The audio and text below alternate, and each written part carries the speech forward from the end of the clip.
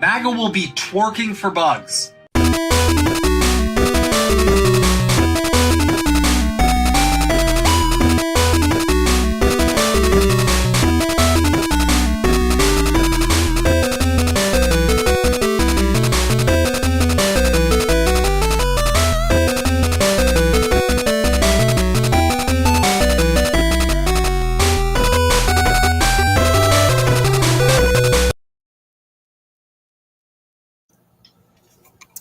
Hey everybody! Reunited again.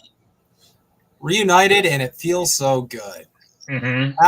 Happy holidays, everybody. I am your host, Snow Himbo. It is December 26th, Thursday. Welcome to another episode of Snow Himbo Streams. I am here with my compatriot, Big Mad Crab. Crab, how was your holidays? It's been okay. I mean, Christmas just gets like we had a great Christmas for the first time in New Jersey for like 13 years. Yeah, we did too. That was crazy. I was pleasantly surprised because like I've always kind of felt that. That's right. Getting the band back together. Exactly. I'm gonna be back. I'm popping in. I'm gonna be back in like March. Just give me time, guys. I got shit to take care of. But. Yeah, hey Witchy, how's it going? Yeah, he needs I'm not even in my apartment right now. Yeah, he needs time to recover from the ravages of Santa Claus getting shot. Oh yeah. There's so many parodies of that today. But I did want to ask, because there's a lot of the news floating around that Trump is pretty serious about this Canada gig. I think you're going to be part of us. So I think you're going to finally join the crew. We might actually become brethren. Like we might become citizens together. Yeah, like, doesn't that feel good? That does indeed feel good because I wanted to know how you feel about it. I would love to have all the same problems as Canada, but with crippling medical debt. That sounds really fucking good to me. I mean, I kind of covered this on the Maple Files, but essentially what's going on is that like so you've got like so we've got this guy Pierre Poilievre who essentially is just like copying Donald Trump. All of his look at if you enable my screen for a second, you could see like what I'm talking about. Let me see here. You're first on the list, baby. You're right there. You're first. We're coming, babe. We're coming, and we're gonna get those sweet maple. The Maple Files. So the thing is, like, my take on this is essentially what I think is going to go on is I feel like they're trying to sell like Pierre Poilievre and the Conservatives up here in Canada. I feel like that's going to be sold as like the compromise. So it's like, oh, if you don't want the bad orange man to take over Canada, you better vote for Pierre Poilievre because he'll save the day. And he's offering all the same shit. He's offering, we're going to cut the taxes. We're going to deport the immigrants. It's identical to Trump's rhetoric. So I'm pretty sure. And I mean, he's a fan of Trump. He's like said very positive things about him. I feel like we're about to just get like a mirror Trump. Like we've seen this like giant reactionary flood across the entire West with all the same shit, right? So I mean, this is just like kind of standard imperialism. It's just really funny how brazen it is. Like we have Trump like out here on Twitter and he's posting memes about, and he's just joking around with Trudeau. He's sitting with Mar-a-Lago and Trudeau. He's like, how about this? How about this, buddy? How about you become the 51st state and you're the governor? All right. And he's like, and then in an interview later on, he says he's 100% serious about that. Yeah, I mean, He says he suggests that Canada and the United States should combine their economies and become one. The first suggestion was because Trudeau said that he can't afford whatever on his own without like U.S. loans, which I don't know however true that is, but. I mean, I just where'd you get that Mona Lisa picture in the background? I just want to know. I got that as a gift from one of my sister's boyfriends for one Christmas a while back. If you have the Amazon link for that, please let me know. Yeah, they knew I was a huge Frank Zappa fan, so yeah, they just got it for me. It was the guy was kind of a dickhead, but it remains one of the most thoughtful gifts I think anyone's ever given me. So that's pretty cool. Just adjusting the lighting here because I forgot. But yeah, whenever I think of like something that like one of the establishment kind of mascots is floating, like Trump, I automatically ask myself, like, okay, what is the purpose of this? Because he's talking about this for a reason. Now, the thing is, like, when you think about the logistics of something like buying Canada or Canada joining America, how would that work? Would we have to buy it? Well, we're part of the Commonwealth still. We're part of the British Commonwealth, so it doesn't really make sense because America had the revolution. They broke away from the British Commonwealth. Yeah, no, we tried. We tried. That didn't go well. That didn't really necessarily go well. Yeah, but like we're still a part of that empire. So and I'm going to be honest, I don't think Trump's even thought of the logistics. I think this is like a propaganda point. This is just a meme, right? Like it's just a meme buying Canada. I always harken back to like just people need to think about all the crazy things he said in his first term. Like he's going. Do you want to include this on the tier list? Buying like and just make that the thumbnail. The buying Greenland, Canada is like and the Panama Canal. Yeah, actually, that's a good idea. I'm going to screen cap this, and we'll just make it a thumbnail. Grab that. Save. Yeah, because I don't know, because I guess this is because like this is not. We don't necessarily know what's going to actually happen until January 20th. It's just 2025. So I mean, I wanted to like I took off the what's it called, the October 7th that happened in 2023.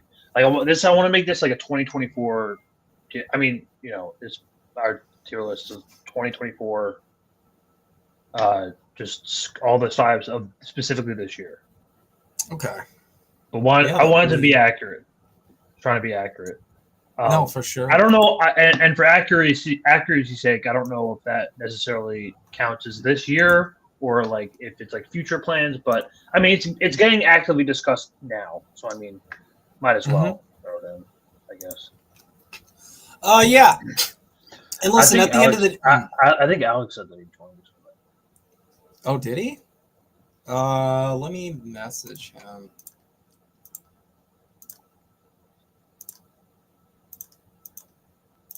Give me a sec. All right. No, hold on. I'm just sending him the link because the more people. Why does Snow have a giant mug? Share. I'm thirsty. Here you go, darling. I'm thirsty too. There you go. I'm drinking alkaline water. That's just water. Reserved HQ. That's just water. Yeah, but it's Greg. good for you. That's just water, Greg. Yeah, that's the good stuff. I don't believe you. You should be hydrating all the time. Come on, guys. You got to be hydrated. You want to be healthy. Keep drinking. Don't drink just 8 cups. Drink 8 gallons a day. All right, Alex, if you're watching, I just DM'd you on Twitter the restream link, so hop in if you want. But yeah, I think the whole Trump buying Canada and Greenland and all that other stuff, there's a couple angles you could go with it. If this is going to go on the tier list, then we should just discuss it when it comes up. If you're putting it on the tier list already? Yeah. I already put it on the tier list. How about that? Okay. Oh, sweet. Okay. Okay. We're How much talking will- now. How much will Trump pay for Canada? $12. About $12. It's probably that. How much would you pay for Canada? I would just throw it away. I hate this country. What do you do with it? Wait, there's so many people. What do you do with that? What do you mean, just throw it away? I just throw it away. I just throw it away. I just be like, I don't want this. You can have it. I don't want to play with you anymore. I'd give it. I just. You know what? I was watching. It's funny. Like Toy Story. I don't know why. It was just Christmas. I was just flipping through TV, and Toy Story 2 came on, and it was right at the part where it's like where Andy drops the toy, where Andy drops Woody. He's like, I don't want to play with you anymore. And the first thing I thought of was like, oh my god, this is a meme. They're playing memes. That's Trump to RFK the second he gets in office. Just gonna be like, oh, he's not gonna get confirmed. He's not gonna get confirmed. Yeah. They're already setting it up to block him. Lindsey Graham is heading the stage. Lindsey Graham is the guy heading the foot to kick RFK out because they have to control the Senate. They can do it. I don't know how many people are deranged enough or loyal to. I'm sure Trump genuinely wants him in, but I don't think the Senate does. I think all of these people, and we'll discuss RFK more because he's absolutely on the list. Because if you remember, he dropped out this year. Hey, buddy. What's up, Alex? Hey. So the reason you might be wondering why you don't see my face right now is because, unfortunately, with this monitor I just got that I showed Snow last week, it's not very good for desktop usage. My settings app won't open, and I can't access my camera, so that's why you're just seeing the my pic icon. So yeah, so I'm. Who's in that the pic icon? Huh? Who is that in the picture? It's That's GTA 6. GTA 6. Oh, GTA 6? Yeah. Yeah. Yeah. So I have a different monitor that should be coming tomorrow. It's one of those Samsung Odyssey 32x9 monitors. So Okay. can't wait to get that. So it should work better. Yeah. So I've been having issues with this monitor. That's kind of a deal breaker. So yeah. What's the problem with the actual monitor? Like the camera itself? Do you have a No, webcam? not the camera. I don't know if it's part of LG or if it's part of OLED, but like the desktop usage isn't as good. Like the apps, some of the apps won't open. Like the settings app, I can't get it.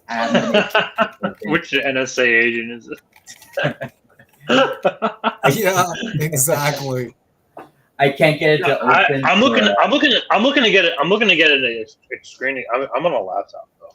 Yeah. I'm gonna get one of those like screen extenders that you can attach the back of the head, and then you just slip it out. The problems I've been having. I go to cafes a lot and I work. Like the settings app, I can't get it to open for a couple days now, and like some of the desktop icons rearrange, and like one of the features for OLED is that it does like image cleaning for like 10 minutes because OLED, part of OLED, it has burn-ins, stuff like that. So sometimes after it does the image cleaning, sometimes it'll close folders or just close stuff that could cause burn-ins. So that's annoying. And I never had any of these issues with my old monitors. So it's definitely great for gaming, no question about it. But just for desktop use, it's not very good. So yeah, unfortunately.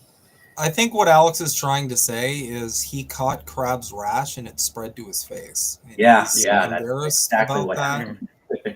He looks like Pizza the see Hut from Spaceballs. Yeah. And unfortunately, I'm going to be dying very soon. So yeah. I will be sure to break that when it happens. Yeah. I hope I get a breaking when I die. Oh, breaking!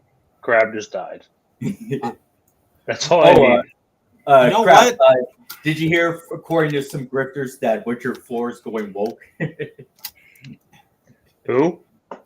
No, Witcher 4. You know, a lot of the grifters. Oh, Witcher 4? No, I haven't seen that.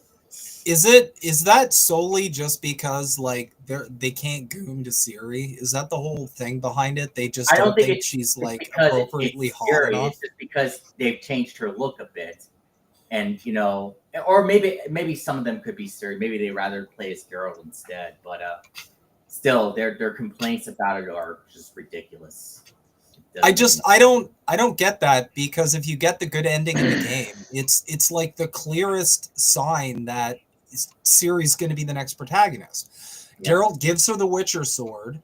She's like, okay, like how, like she's literally like, all right, I'm going to go be a Witcher now, and then the game ends. Like, Yeah. I don't know how people are like, no, I want to play as Geralt more. The things I've seen are like, I've seen some like Measurehead tier like phrenology takes on Ciri where they're like going into detail about her physiognomy, like her cheekbones and shit, and they're like, actually they have an elevated whatever, I don't know the terms, but they're like going into detail about like her specific like bone structure and why it's woke or DEI or whatever, and I'm just like, you guys need to be able to play a game without masturbating. This is extremely weird. This is really weird. Before I respond to that, I just want to mention to Steph that yes, I'm still going to be on the wrestling talk show on Saturday, so don't worry about that. And also, but my favorite ending of The Witcher 3 is where Geralt sticks with Yennefer and the ending in White Orchid, where it's snowing and Geralt spends time with Ciri, last moments with Ciri before she moves on to I think with her father or whatever it is. You know that ending, right? Mm-hmm. Yeah, that's my favorite ending. I think Geralt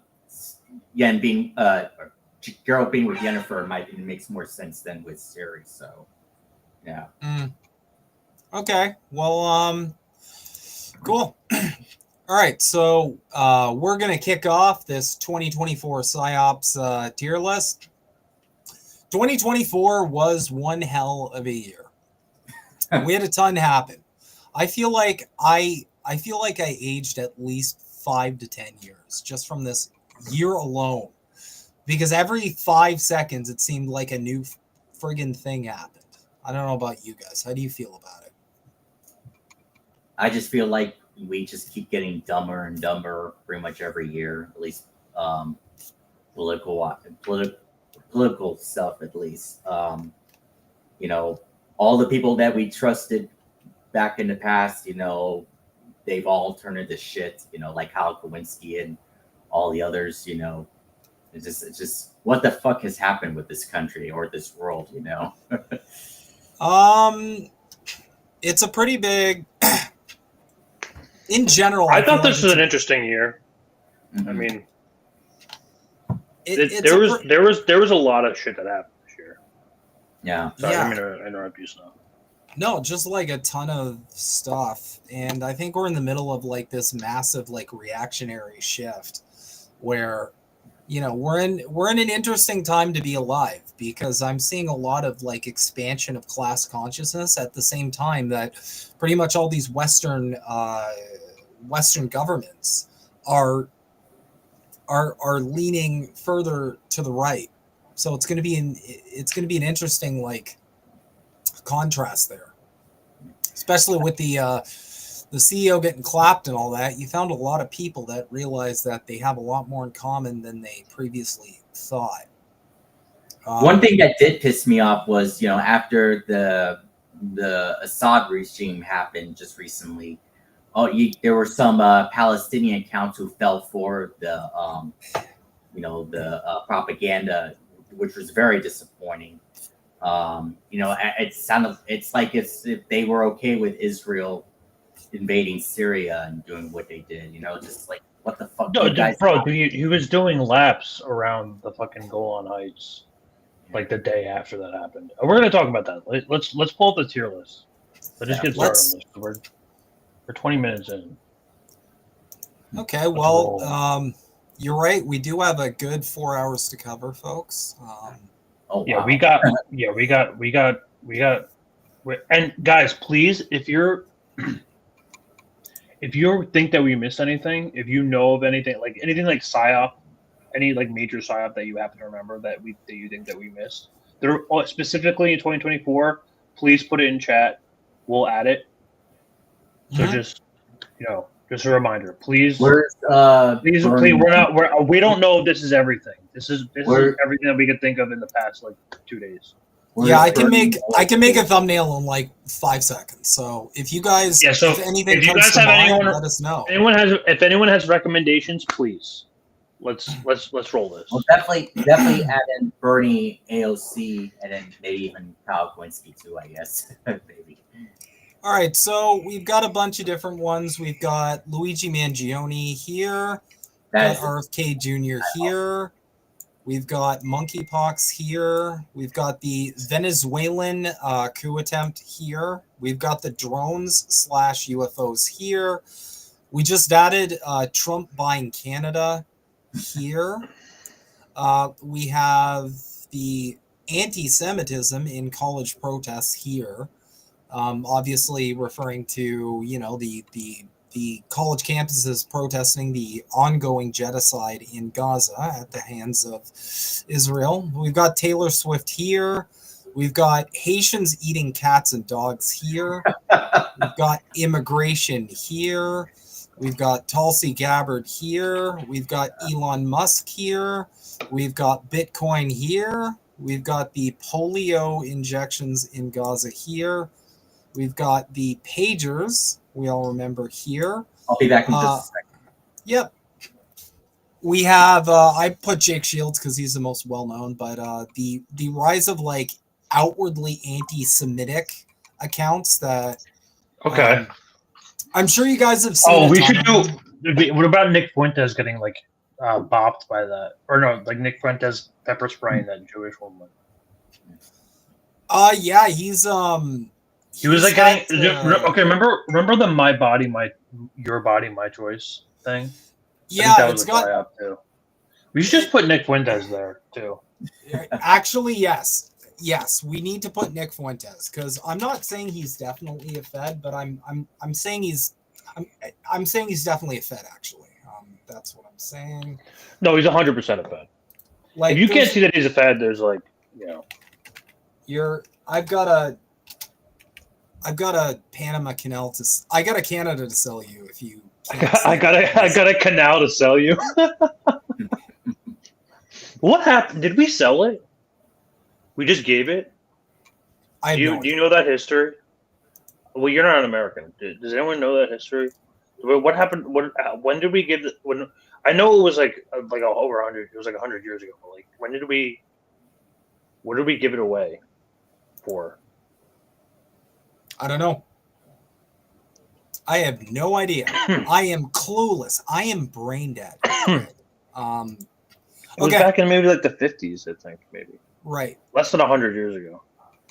So, as I was saying, I think a notable psyop is the rise of popular accounts on social media and like BreadTube and all that, who are like, they're against Israel, but they're also like overtly, like blatantly anti-Semitic. I've always felt like that felt like a psyop because what they're doing is essentially they're feeding into the narrative that Israel's painting, that, any criticism of Israel is anti-Semitic, because then all of these like pro-Israel accounts can point to these people and be like, see, look at what you opposing or genocide is causing. Everybody is like hating Jews now. I've always felt like that. Oh, and then we found out that Destiny sucked Nick Fuentes' dick. Maybe we should put that in. Or we should. Okay. Let's just. This all needs to be like inside of like one Nick Fuentes like segment. We're just gonna put Nick Fuentes. Okay. Okay. So next we have Biden's health, just in general. Biden dropping out. That's a historic thing. Like no one that's when was the last person to drop out was Nixon. That's a long time. It's historic. Yeah, Nixon essentially sobbed like a crazy person, and then Nixon. I mean, Nixon got opt out with the feds and Watergate, and so he got kind of like cooed out. But Biden got cooed out in like the most pathetic way possible because like he was genuinely not a functioning human being, and like that's why like people started to just feel bad for him. There was like Van Jones. They were like, they were like. No, he's literally dead. There was a guy who went that you know how like OMG News, that fucking guy, he goes and like does like the little undercover investigations with like dudes on Tinder. And so like there's insiders, like White House officials, like they know he's dead. He's like literally brain dead. He doesn't know anything. And the whole Biden that's right. The whole Biden administration was a whole psyop. The entire thing was a psyop, which was like the craziest thing. Because do you remember, like, do you really believe that he got the most votes in history? No, I don't. I think I've been very public about this. We should start with Biden. We should start with Biden dropping out. Okay. Okay. On record, I will say that I personally believe that electoralism is mostly a show. I don't think America's a democracy. I don't think Canada is one too. I think there's an illusion that we pick our leaders. I don't think we actually do. I think essentially the upper class, the bourgeoisie, essentially picks the leaders. I think every capitalist country kind of functions like this, where, you know, at the end of the day, the final say is the rich and powerful, since the government essentially works for them anyway. So, I mean, most votes, least votes. I think it's all just fake. So is S tier like most psyop, and then D tier's least psyop? Is that how it works? No, it's the other. Yes. Essentially like the best psyop. We're judging them on how good the actual psyop. Oh, yeah, like I'm thinking of like how effective. I'm thinking like how many people like fell for it. Was Anthony was Oliver Anthony this year or last year? I don't remember.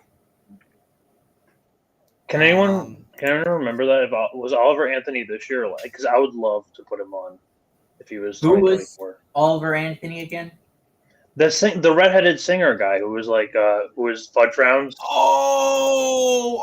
Fudge Rounds. You don't remember? The reactionary. Yeah. Do you remember Fudge Rounds? No, I don't think so. You'll have to show me. Oliver Anthony has to go on here. He has to go on here. You know what? We're gonna do it. I don't care. Wait. No, wait. Hold on. No. I'm already doing it. There he is. He's added. I win. There we go. Okay, so Oliver Anthony. Yeah, it's 2023. It was last year. Yeah, it was last year. It was last year. Okay, well. Just take him out. To be fair, to be perfectly fair, people are going to be like, "Oh, like it's 2023." I guess if you don't care whatsoever. I don't know how to get rid of it. There's can no you like backspace? Oh, there's a presentation mode. Okay, so this is much better. Okay, okay, I got it. Okay, so we'll just select all of the thumbnails from before and not add in Oliver Anthony. There we go. Okay, we're good. Okay, so we're gonna start like you. So let's start with Biden's fart out, because I think like I specifically remember I was out of the country when this happened, and this was something that like. That everyone saw this coming. Like everyone knew it was happening, but they didn't know exactly when, and they didn't know how it was going to happen. But this man not only said he was running again, but he ran a campaign for 6 months as a brain dead fart weasel, like a little dying bag. Like he was like a dying deflated balloon. A fart weasel. And everybody, especially the mainstream media, Joe Scarborough, they said he was perfectly fine, sharp as a tack, and the best version of Biden ever. I mean, Yeah, like let's do a little throwback for a second. Can I Oh shit, share my screen? guys. Yeah, go ahead and share your screen, but I do have some breaking news for everybody. Joe Biden's dead. Joe Biden has Okay. died. oh, God damn. So I hope you feel good about calling a dead man a fart weasel. How dare you? That's good. That's good for me. Okay, are you able to share your screen? Yeah, you have to enable it for me. You have to let me in. I don't want to. yeah, I No. can't see. What do you mean this. no? You have to disable yours. Oh, there we go. Like that? Yeah. Okay. Your tape right now, Okay. because I'm about to tell you the truth. And F you if you can't handle the truth.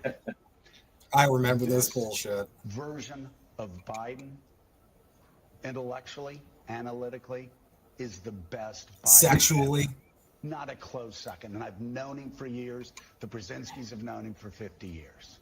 If it weren't the truth, I wouldn't say it. Just start your tape right Boom, now. boom, boom. Boom, boom, boom.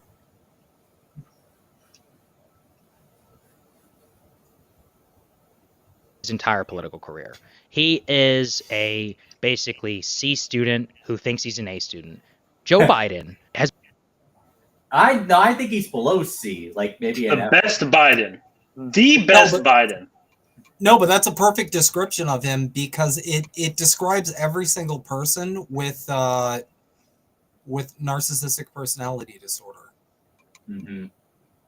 Oh, Indy's saying we can't play MSNBC. Okay, well, everybody's seen this clip. I mean, it's not like we're watching from the MSNBC account. It's just people showing. I don't see what's wrong with that. Okay, we can just talk about it. So, essentially, what happened was from the beginning, from the very start. We'll go back to the tier list. From the very start of Biden's campaign, his cognitive ability was a concern. I remember this when he was running before he even got elected. Exactly. I mean, Trump was calling him Sleepy Joe. Mhm. He was already making a bunch of gaffes. I don't mean to speak ill of a now dead man as of 10 seconds ago, but he was already in pretty rough shape. People are already talking about his cognitive ability. And then he gets elected, and MAGA has a meltdown because they're like, how the fuck did we lose to a corpse? Which, understandable. I get that the MAGA people like Trump is literally he's like a hero figure. He's like, he's the way AOT fans look at Levi. That's the way that fucking MAGA supporters look at Trump. So he loses, they have a conniption, and then for 4 years we are treated to the greatest meme cow I think in the history of the species. I mean, shit. Our intro to Politically Homeless wouldn't be the same without Joe Biden. Can you enable my screen again? Yeah. Yeah. If you think I don't have the energy level or the mental acuity, the best way to get something done, if it holds near and dear to you that you like to be able to, anyway, from Charlotte, another line going from in Florida down to Tampa of Putin's kleptocracy. Yeah. To be fair, that's a hard word to America say. is a Kleptocracy. nation that can be defined in a single word. This is my favorite. I was going to put him. The idea that That I could be president while having dementia. Los Angeles and what am I doing here? For 2 What are reasons. we doing here? One, to We haven't been able to communicate it in a way that is, let me say another way. With the nature, not a solid meeting with. Basically, like if anyone thought this man was okay, it was really like kind of like it was really not until the debate when people actually found like it was obvious to everyone for the entire presidency. Since literally 2019, people were calling this shit out in 2019, and even then, I will say, like look at this. I will say though, when he was first running in 2020, 29, just like 5 years ago. I continue to think we have to make fundamental changes in civil rights, and those civil rights, by the way, include not just only African Americans, but the LGBT community. He wants to get rid of the ability of Medicare I did not oppose busing in America. What I opposed is busing ordered by the Department of Education. That's what I oppose. Making sure that we're able to make every single solitary person eligible for what I've been able to do with the COVID. With dealing with everything we have to do with. Look, if you will determine the outcome of this election, vote. If you're able to vote early in your state, vote early. If you're able to vote in person, vote in person. Vote whatever way is the best way for you, because he cannot stop you. And I'm going to continue to move until we get the total ban on the total initiative relative to what we're going to do with more Border Patrol and more asylum officers. President Trump? I really don't know what he said at the end of that sentence. That was it. That was the whole presidency.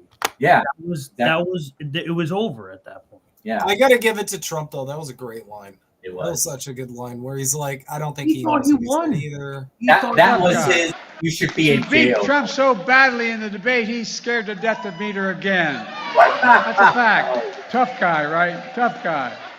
She beat Trump so badly in the debate, he's scared to death to meet her again. That's a fact. Tough guy, right? I'm going to be honest, though. I'm going to be honest. If you beat him in the debate, then why did you drop out? I'm going to be honest, though. Like he really did eat shit in that debate against Kamala Harris, and that debate. And like the fact that she was able to take all of that. This is part of the psyop, I feel, too. The fact that she was able to take all of that like momentum of her like embarrassing him on the world stage and just completely tank her campaign. In every single thing she had to do wrong, she did wrong. That feels like part of the psyop to me too. It's like you're given a softball question. What would you do differently from Biden? She's like, nothing. It's like, okay, well, everybody's poor and they're miserable and they hate the state of the country. Just remember who she was getting advice from. In terms of psychological operations, like how do you want to measure this exactly? Like the effectiveness of it? Because I mean, I feel like this is pretty obvious to everyone. But I don't think this was cleaned it off. I don't think this was very effective at all. This was not clean. This was very not clean at all. I mean, I don't know where you want to put this, but I'd put it maybe a C. It fooled some people. Throw the tier list up. Throw the tier list up. Yeah. I need to see it visually. Yeah. Okay. So we're here. I would put it at around a C just because honestly, like you had the corporate press saying he's like, vibrant as ever, and you had all the Dem operatives saying, yeah, I met him, he's perfect, but really like nobody bought it. Nobody was surprised when he went on the debate. It was just he just tanked completely. Yeah, and a lot of people I know were talking, people I know in real life, like normies in like meat space, not terminally online, crazy people like we are. No, even Morning Joe was admitting it at that point. He was like, yeah, this is not the same Joe. Maybe I think a C is appropriate. I mean, I would agree. This is not very effective. Yeah, I think. I don't know if we want to like focus too much on the effectiveness. It's pretty funny what happened. I'd like to focus on the effectiveness just because we always say like we deserve better psyops. So like I think Okay, that's actually fair. That's fair. I think actually judging the psyop on like how good the psyop is, because Yeah. if the psyop sucks, I get mad. Because then If I it's feel like stupid like this, yeah. yeah, because I'm like, why are you making Stupid, me like, why are feel? you putting a brain fart president? Like, Why are you making me feel stupid? I want to know. I want to know the agent at the CIA who was like cooking up the idea of like, how about we just make the president like completely brain dead? I want to know the agent who's coming up with this idea, because like Wasn't this is not working. Wasn't that a Joe? I remember that being a Joe Rogan skit from the Bush years, where it's like, what if we put a stupid guy in office and there's one guy at the back going, I think we can go dumber. This is it. They did it. Obama. It was Obama. There's even that clip of Obama where he's like saying like, oh yeah, if I could like control someone, have a third term and just like sit back in my pajamas. That's what happened. That's that's literally what happened. That was Obama Part 3. And that's why we got into Ukraine and Israel. So, I mean, but I think it would have happened anyway. But yeah. I think a lot of I think there was like a big like kind of question mark who was actually running the show there. It was we had a whole stream on it. Remember who's really running the country? Yeah, it seemed like it was like seemingly like in Trump's first term, like he would like have a few battles with the intelligence agency here and there. And so like you could see like he had some agency, but Biden was just like in complete, like you don't know what was happening. Like he didn't have anything, any principles. He didn't have like anything that was like behind him. He was just kind of like pushed in there. And 2020 was one of the worst things. The Iowa caucus, some of the sketchiest shit I've seen. Yep. And he was cheated in there. Like he barely won. And even then, it was like everything that happened in the last 4 years just validated all the conspiracy theories about being a stolen election. I don't know if it was stolen, but I think they're all stolen to an extent. I think it's just I'll go on record saying I think they're all just kind of decided, like I said before. But let's move on. Where do you want to rate Nick Fuentes? Because this guy, I am convinced, is some kind of federal agent. Everything about him is weird and sketchy. And the thing is, like, what always weirds me out is when someone just kind of comes out of nowhere and all of a sudden everybody's talking about them. Because that's really what happened with this dude. I mean, I didn't know who Nick Fuentes was 4 years ago, 5 years ago. And all of a sudden, just everybody's talking about him. And he's giving the most insane, divisive takes ever. Where he's like pro-Trump, but he's also anti-Trump. And he's like anti-Israel, but he's also like clearly kind of like a neo-Nazi. Yeah, no, he's like the reverse like Rabbi Shmuley. He's like meant to like make a ridiculization of like what it means to be like, I guess, like anti-Israel, whatever the fuck that means. And like they're supposed to be able to scapegoat anti-Semitism in a way. So like Nick Fuentes is a perfect example of that. Jake Shields is a perfect example of that. These are people who are like kind of like believe that like the Bolshevik Revolution was a genocide of Christians, which is and that's the thing too. He's also like a rabid anti-communist. So he's basically taking like valid criticism towards Israel. He wants to coup Venezuela. Oh, yeah, you should put that in Maduro. Yeah, and, I've got it in. Oh, Jake Shields, I was following him before, but then after he tweeted out like porn should be banned or whatever it was. I was like, okay, yeah, I'm following him. Remember? Yeah. Okay. But yeah, I mean, I'd say as far as the psyops concerned, I'd say he's fairly effective in like pushing any valid critique of Israel or of the establishment in like a fascist direction. Because he's essentially, what I've seen from his content is he's criticizing Trump because Trump isn't right enough. Like he's not right wing enough. He's not anti-immigrant enough. No, he's not he's like also like completely he's like a full-on Israeli show, and like he's betrayed all the. I mean, I know what you're talking about. Like the conversion is like definitely like meant to signal something. He made it very clear that he wasn't voting for Trump. I probably think he's. He like, probably still did. I think. I probably think he might be in the. I mean, he lives in Illinois though. What do you think, B tier? He lives in Illinois. He probably still. And also, Destiny platformed him. He was a major reason why Nick Fuentes. Destiny's dick. Yeah, but like sucked his dick. Yeah, like, but what I'm saying is, like, yeah, that was crazy. That was crazy. That's like that's the Red Brown Alliance. But like, what Destiny essentially did was he just kind of started giving him like. He essentially gave him a platform. He brought him on his stream. He had him in his house. He was hanging out. His wife was making him a sandwich, and then they went out and got food together. And he essentially like platformed him and brought him from obscurity to the position he is in now. And I'm not gonna lie, that's pretty sus to me. First off, anyone that Destiny like gives light to is automatically sus.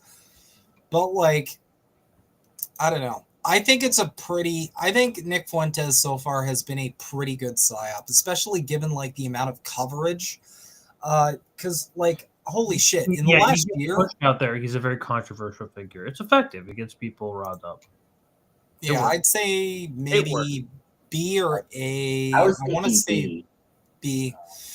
Because, there's a fair amount of people who like don't buy his shit, or they think he's obviously no. It's pretty obvious that he's like what he all he had to say was my body, your body, my choice, and then he starts trending on TikTok for like weeks. Yep. Everyone freaked out over him over that. That was crazy shit. Yeah. All right, let's move on. Well, actually, keep talking. I'm going to get more water. Okay.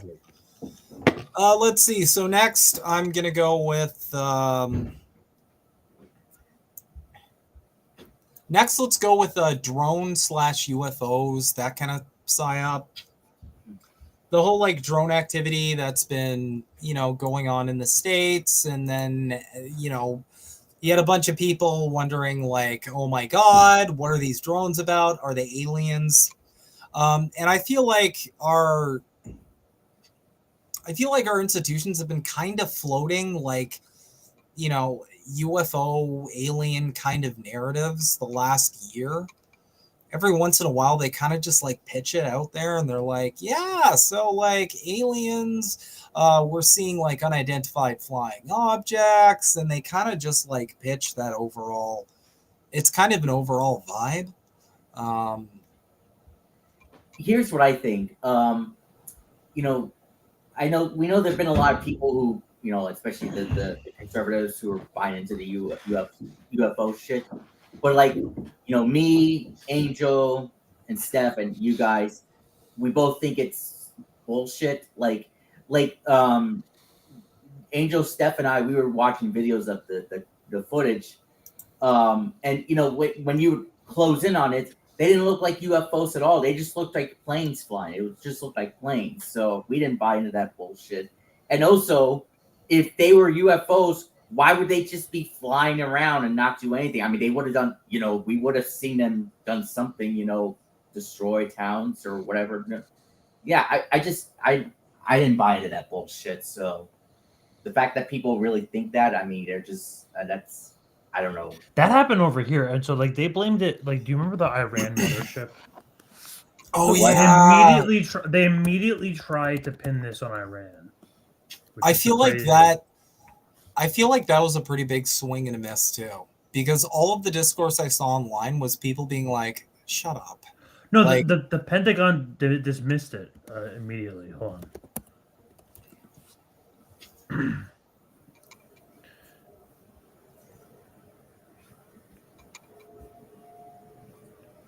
Can I see that screen again? Yeah. Let's see.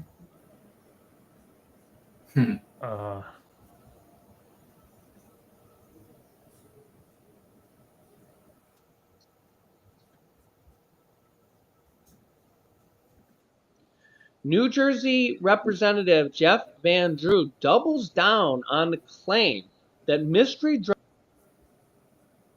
Anyway, the Pentagon was asked about it. Jen.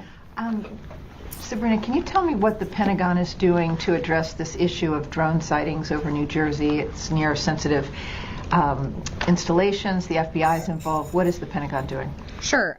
So at this time, aware of those drone sightings that have been reported, at this time we have no evidence that these activities are coming from a foreign entity or the work of an adversary. We're going to continue to monitor what is happening, but at no point were our installations threatened when this activity was occurring. Can you rule out that these are American drones or U.S. military drones? These are not U.S. military drones. Again, this is being investigated by local law enforcement. What our initial assessment here is that these are not drones or activities coming from a foreign entity or adversary. Representative Jeff Van Drew, who is a Republican from New Jersey, was just on the air saying that Iran launched a mothership probably about a month ago that contains these drones, and that mothership is off the coast of the east coast of the United States. Is there any truth to that? There is not any truth to that. There is no Iranian ship off the coast of the United States, and there's no so-called mothership launching drones towards the United States. Crazy questions we got to ask these people these days. But yeah, I mean, so let's go back to I want to give this one a D, just because I don't think it's tired out. I mean, I think they've been pushing the UFO. I heard you say that it's been like for the past year. They've been doing it for a while, but like I think like I do agree. Recently, it's like maybe the past 3 years, I would say. This entire Biden presidency, they've been kind of pushing that, but like it is a distraction. It's boring. It's like movie. Like I'll watch a sci-fi if I'm really interested in that, but it's like no one believes that. No one actually believes in that shit. And like it's people, also, honestly, if you poll people, if you actually ask them like, what do you think about the UFO sightings, like UFOs and aliens and shit, they just say, I don't care. No one cares. They just want to be able to afford shit. They want to be able to like, my rent's going up $150. Like people want to be able to afford housing and fucking food. It's not hard shit to fix. It's really not. I feel like it's also a case of like Boy Who Cried Wolf, because they've been kind of teasing like UFO stuff for so long that nobody ever thinks there's going to be anything that ever comes of it. Every once in a while, you'll just see a story where it's like, so like the insert agency here kind of like said there might be like alien things and blah, blah, blah. And then just nothing ever happens. They just kind of throw it out there and nothing happens. And that's I don't know. If you believe this stuff, you have to be a pretty low information person. That's a deservable D. I would say that is a deservable D. Yeah. Give that the D. That's the D. Yeah. Aliens get the D. Sorry, buds. Sorry. Aliens do get the D. What do you want to do next? So this is a very recent development that we were talking about.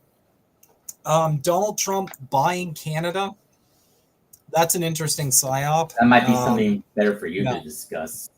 So I mean, like this is something that is coming up on the horizon. So we don't exactly know, what will come of the Trump presidency, if he will actually make moves on Canada, Greenland, the Panama Canal. There's been a lot of tweets happening. On a what's the fucking Truth Social? Let me pull it up. Yep.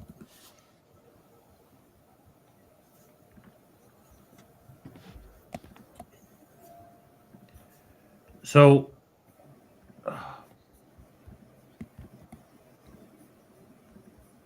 All right, here we go. Alrighty.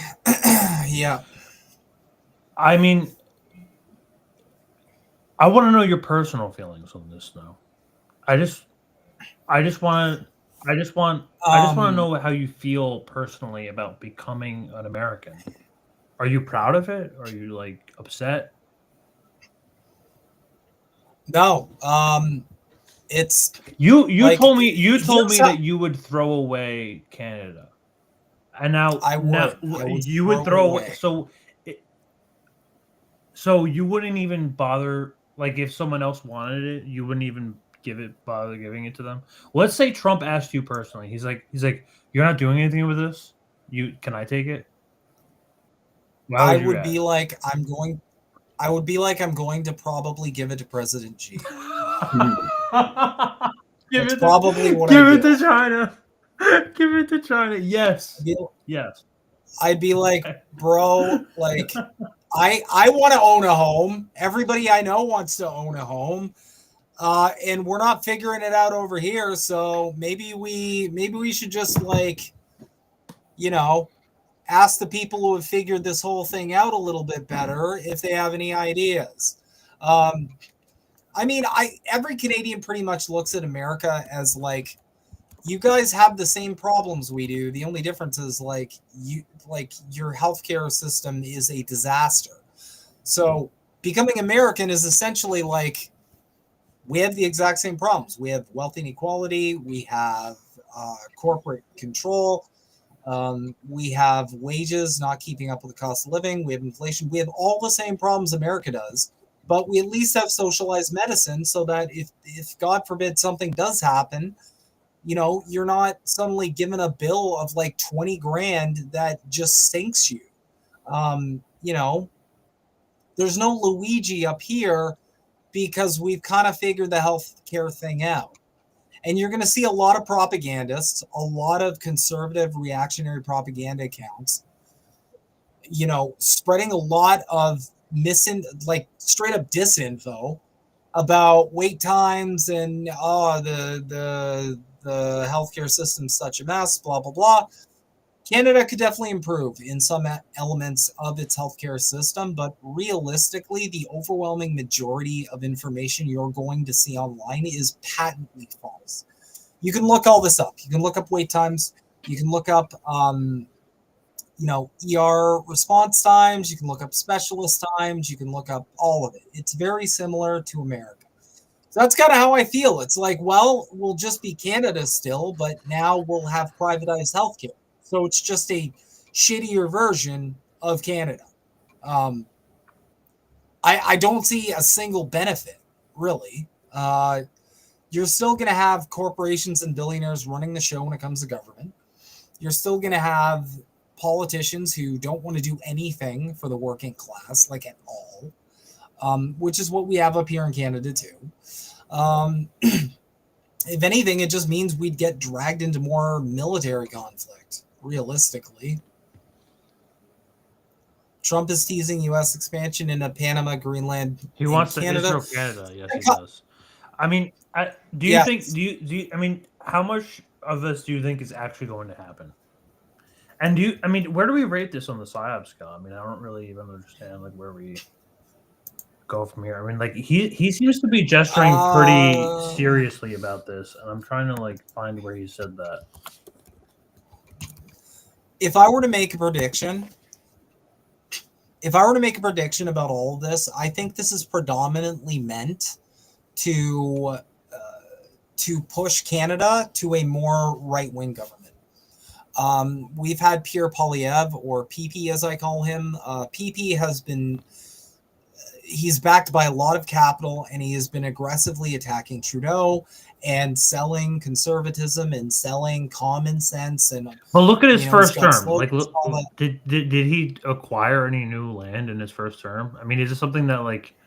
I mean, I guess it's like a relatively new thing. I mean, he expressed this in 2019 that he wanted to buy stuff. Yeah, no, Denmark, I looked forward to going, but I thought that the Prime Minister's statement that it was absurd, it was an absurd idea, was nasty. I thought it was an inappropriate statement. All she had to do is say, no, we wouldn't be interested, but we can't treat the United States of America the way they treated us under President Obama. I thought it was a very not nice way of saying something. Not They could have nice. told me no. This is something that's been discussed for many years. Harry Truman had the idea of Greenland. I had the idea. Other people have had the idea. It goes back into the early 1900s. But Harry Truman very strongly thought it was a good idea. I think it's a good idea because Denmark is losing $700 million a year with it. It doesn't do them any good. It's a good idea. Okay. No, Denmark. Okay. Okay. So I just always go back to the whole, like, you know, this is a guy who's like, we're going to build the wall. We're going to lock up Hillary, blah, blah, blah. He says a lot of this crazy shit. And at the time, everybody was losing their minds about him locking up Hillary. And then everybody was losing their minds about him, you know, building a wall. And everybody right now is losing their minds over him saying, I'm going to, like, you can't just take other countries. That's not how any of this works. And also, we're still, like I said, part of the British Commonwealth. So you got to figure that out, too, because America, historically, you know, they had the revolution. They broke free of the British Empire. We're still part of the Commonwealth. You know, the Queen could literally come over, or the King now, I guess, could literally come over, say your government's not working out, and just dissolve the whole government. So I don't know how that works. I don't really know how Greenland works, period. So I can't really speak to that. But I don't know how you even do this. I don't know how this gets I don't done. think it's going to I don't know happen. how I don't you- think it happens. I mean, where do you, I mean, where do you want to, this is just like bluffing. This is just like big talk. And this is just a big game from Trump. I think he just talks a lot of big game. You know, he doesn't walk the walk. So let's put this, let's maybe I'm thinking like a C or a D, to be honest with you. I don't think it's gonna happen. I mean, this again. Now we're like kind of future proofing this. We gotta like predict if he's actually gonna take Canada or not. We don't know. I mean, technically, yes, in 2025. So, well, I'm judging it on the effectiveness of the psyop, and realistically, most people are just kind of like, this is kind of just silly and stupid. I'm not seeing a lot of like, oh my god, this is a thing that's really going to happen. It's so ridiculous that I feel like people are just like, everybody I've seen online is just windmill dunking. Where they're like, this is so dumb. This makes no sense. Including the most important. There's 41 million Canadians, basically the population of California, sitting on the world's largest amounts of all resources, including the most important, energy and water. Canadians over the holidays, the last 2 days, have been talking about this. They want to hear more. And so, you know, there's obviously a lot of issues, more details, but what this could be is the beginning of an economic union. Think about the power of combining the two economies, erasing the border between Canada and the United States, and putting all that resource up to the northern borders where China and Russia are knocking on the door. So secure that, give a common currency, figure out taxes across the board, get everything trading both ways, create a new, almost EU-like passport. I like this idea, and at least half of Canadians are interested. The problem is the government's collapsing in Canada right now. Nobody wants Trudeau to negotiate this deal. I don't want him doing it for me, so I'm going to go to Mar-a-Lago. I'll start the narrative. The 41 million Canadians, I think most of them would trust me on this deal. So interesting how he snuck passport in there. That's kind of curious. Digital passport, I think. Mm-hmm. That'll find its way in there, I'm sure. Oh, of course. But I mean, at the end of the day, and we'll go back to the tier list. We put this in C. At the end of the day, this isn't effective at like actually selling this as a reasonable idea. You've got a rich idiot who has China derangement syndrome, using his derangement syndrome as like a springboard to kind of push this. But aside from that, like everybody I've seen is just like, this is so dumb. It just doesn't make a lot of sense. So next off the bat, we've got the anti-Semitism that's rising in college campuses. Yeah, I put it in C. So next we have the anti-Semitism that is rising in college campuses, which is something they've been pushing really hard. And I will argue this was a pretty effective psyop because I saw a lot of people talking about this. And they're not like talking about Gaza or anything. I saw a lot of people talking about this, and they're just like, we have to do something about all this terrorism support. We have to do something about, you know, all this like support for, you know, X, Y, and Z. I still think it's a D. I mean, it's the same propaganda talking point. So, you know. No, well, so, I mean, this was a defining moment in the campaign. Their opinions, but the problem was like both sides condemned it. The interesting part is that the one woman who placed the most amount of, and if you remember this, I mean, like, you can remember Greg Abbott. Some colleges are banning free speech on college campuses. Well, no more, because I'm about to sign a law that protects free speech on college campuses in Texas. What do you mean by that? What they always besides unless you criticize that country, unless you talk about that country, you shouldn't talk about that country. That's. I still think it's hilarious that that Argentina president, the way he was crying, I forgot his name, but the way he was crying after he cried at a picture of himself. Anyway, but now that's the one woman who played the biggest role on the war against college has a role now.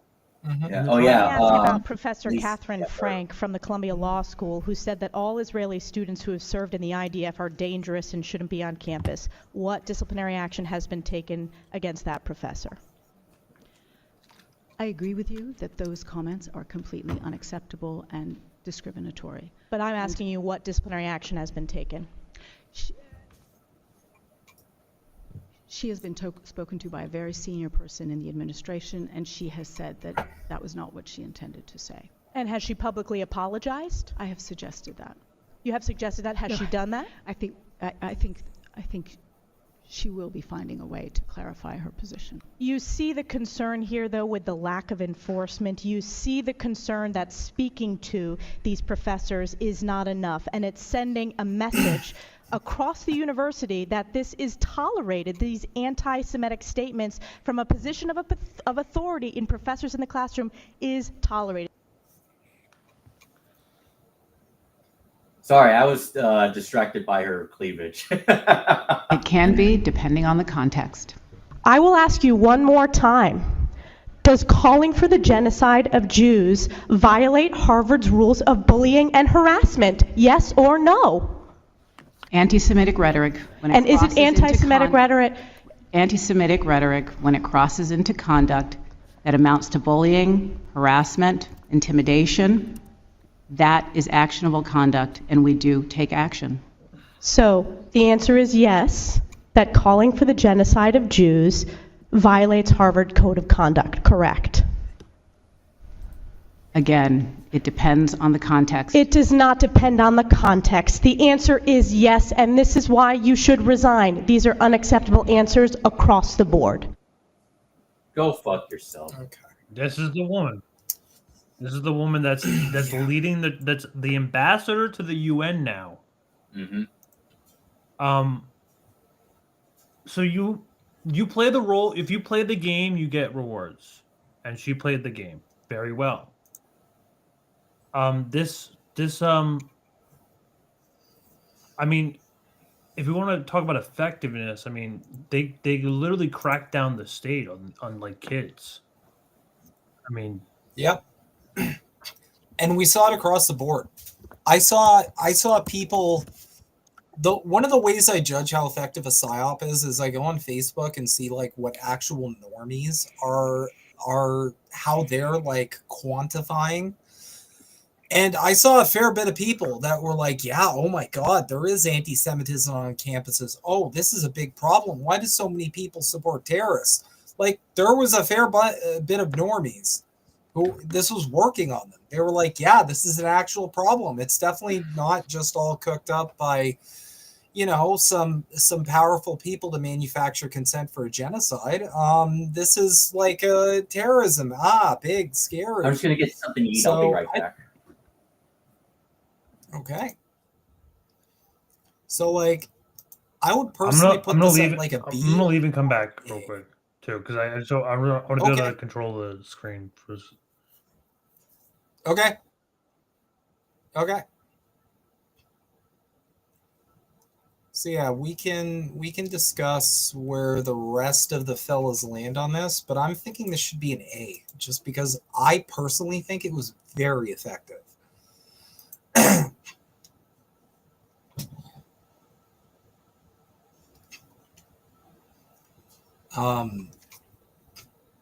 Like, it was just a very effective form of psychological manipulation. Because, you know, we all have World War II, the Holocaust, Hitler's actions, right? And that's kind of the launch pad that they have. That's essentially the major launch pad that they have. And the way they've kind of cooked up this is all of the valid protests of, you know,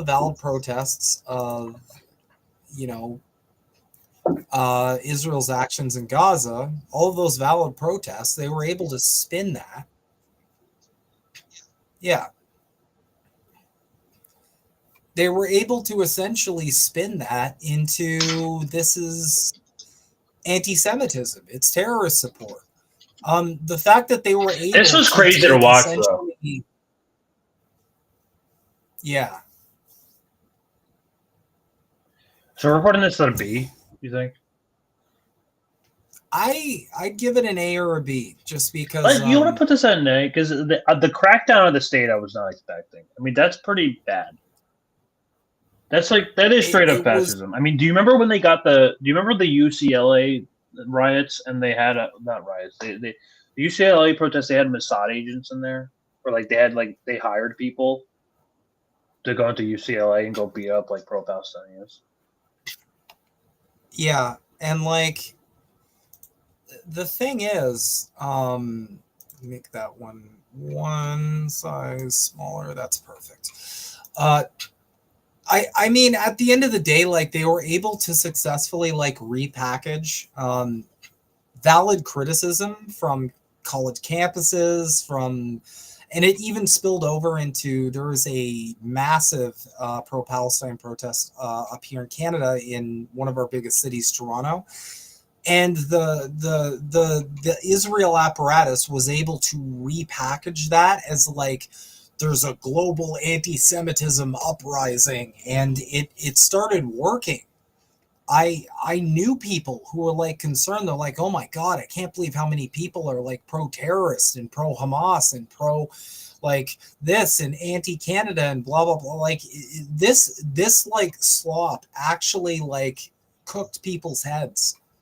So I'd personally put it at A, just because I feel like this whole like rebranding of any kind of like large action against what Israel's doing, rebranding it as like this is anti-Semitism, like that fucking worked. That was really effective. That's been the whole grift for the entirety of his existence, to be fair. I mean, that's the whole branding of Israel. So I mean, what's that? What is that next thumbnail we got there? This is the Haitians are eating the Oh cats my and dogs. gosh! Oh my gosh! Wait, okay, we gotta pull up this initial reaction. I remember you messaged it to me. Hold on. Yeah, because we did cover this moment live on Politically Homeless, and it was quite funny. We had Angel there too, so it was kind of like more of like an indie news network kind of gathering, but still, yeah. Yeah. Some rumble here.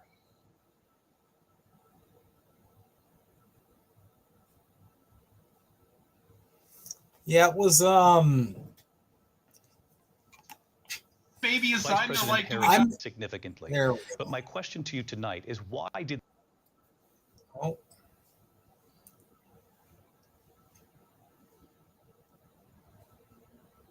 Go to her rallies. There's no reason to go. Oh my God, he's actually taking. Dude, he got baited. I'm sorry, he just got baited. Showing them in a different light.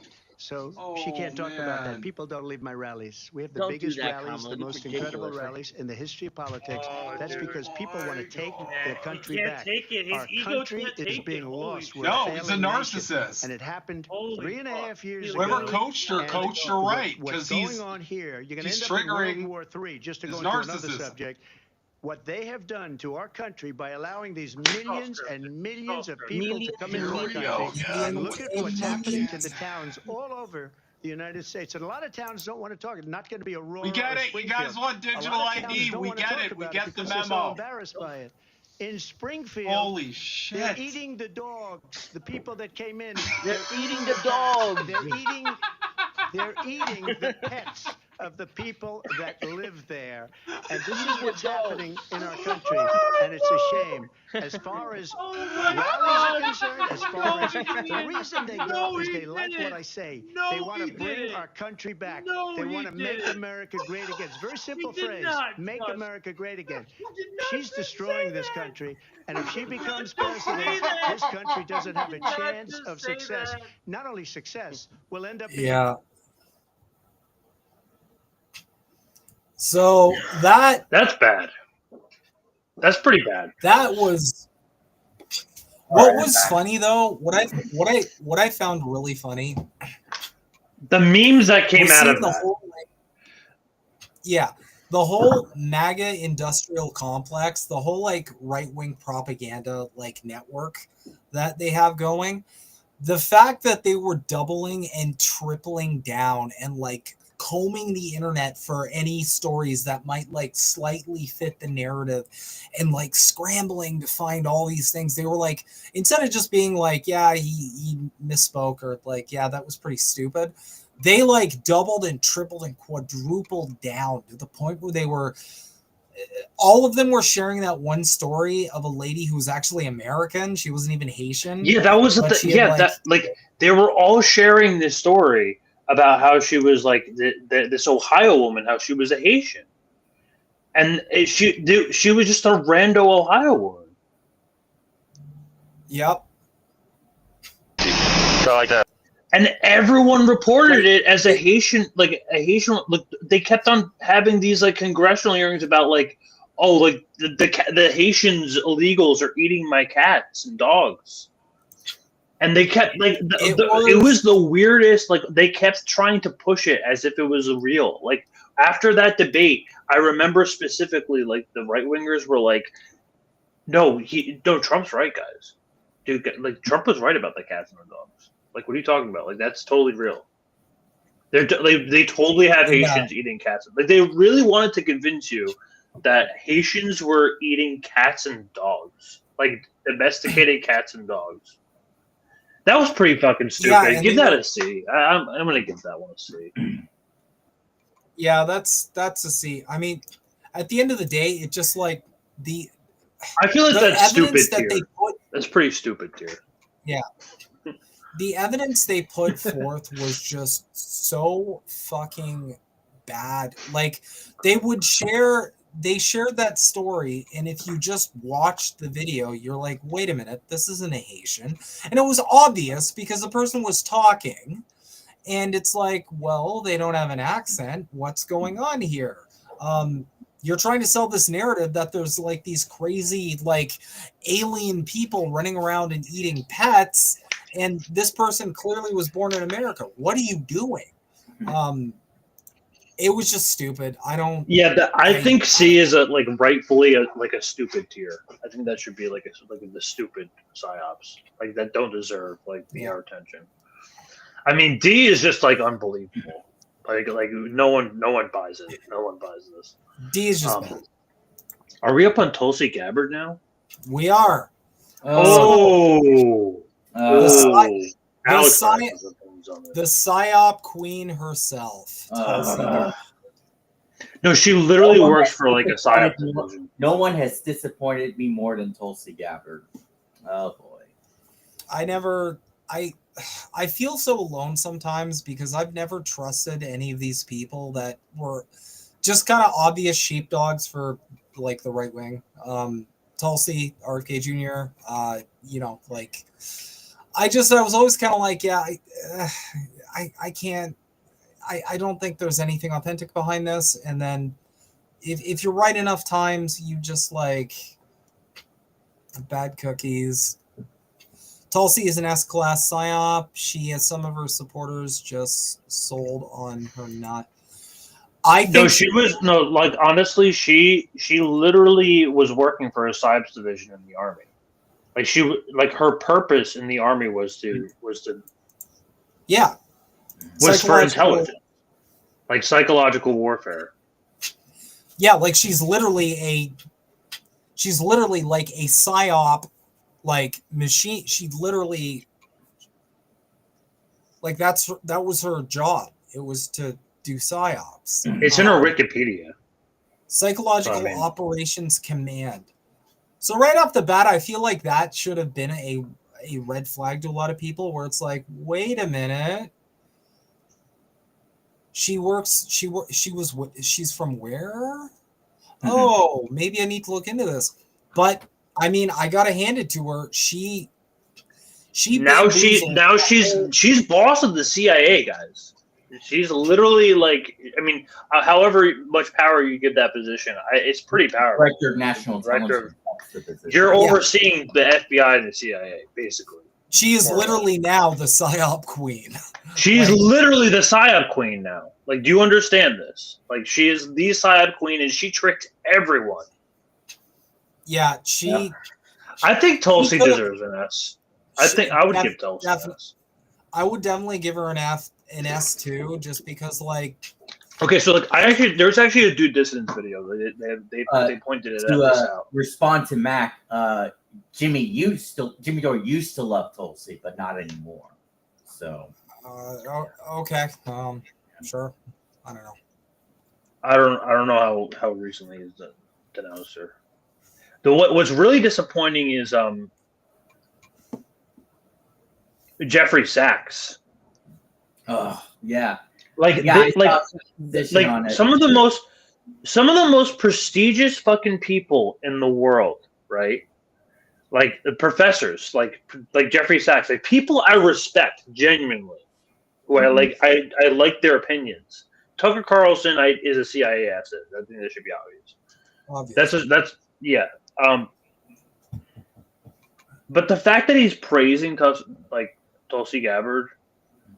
She's probably, and I don't want to jinx anything, she's probably the most important appointment of the Trump administration. It does seem that way. She is incredibly intelligent, incredibly honest, incredibly committed to U.S. security, and would do a superb job. So that's why she's being opposed, because the forces that are worse than mediocre, that are right now on top of a $1.5 trillion a year machine, that have been running disastrous wars, that have been bringing us closer and closer to doom, don't want any accountability. And what Tulsi Gabbard would represent is competence, honesty, forthrightness, and not having been a party to all these failures. Yeah, so I mean, this goes up the chain. It looks a bit like Bill Gates. You have some of the most prominent leftist professors talking out of their ass about like how Tulsi is this like threat to the establishment, and because she doesn't want the endless wars or whatever. Meanwhile, she's like calling for like, you know, cutting off the heads of jihad on Twitter. Like, dude, she's crazy. She's literally a psyop herself. Like I wouldn't be surprised if she's like created in a lab. She also keeps bringing up the Islamist terrorist stuff, which just pisses me off, and it's just like, shut the fuck up. Right. The thing with Tulsi that was brilliant from a psyop perspective, she took a whole faction of people who were disillusioned with Trump. They were disillusioned with the Democrats. They were disillusioned with the establishment, period. She took a whole faction of those people, got them on her side, and then she essentially just moved them all the way over back into the machine. She plugged these people right back into the Republican Party. Yeah. Like that, it was absolutely brilliant. Very good, guys. Like that, like holy shit. I have no words. Yeah. And there's still people to this day that are defending her. I see them all the time on Twitter that are twisting themselves into pretzels. You know, that wasn't too long ago, that Jeffrey Sachs bit. You know, like that's the thing. Like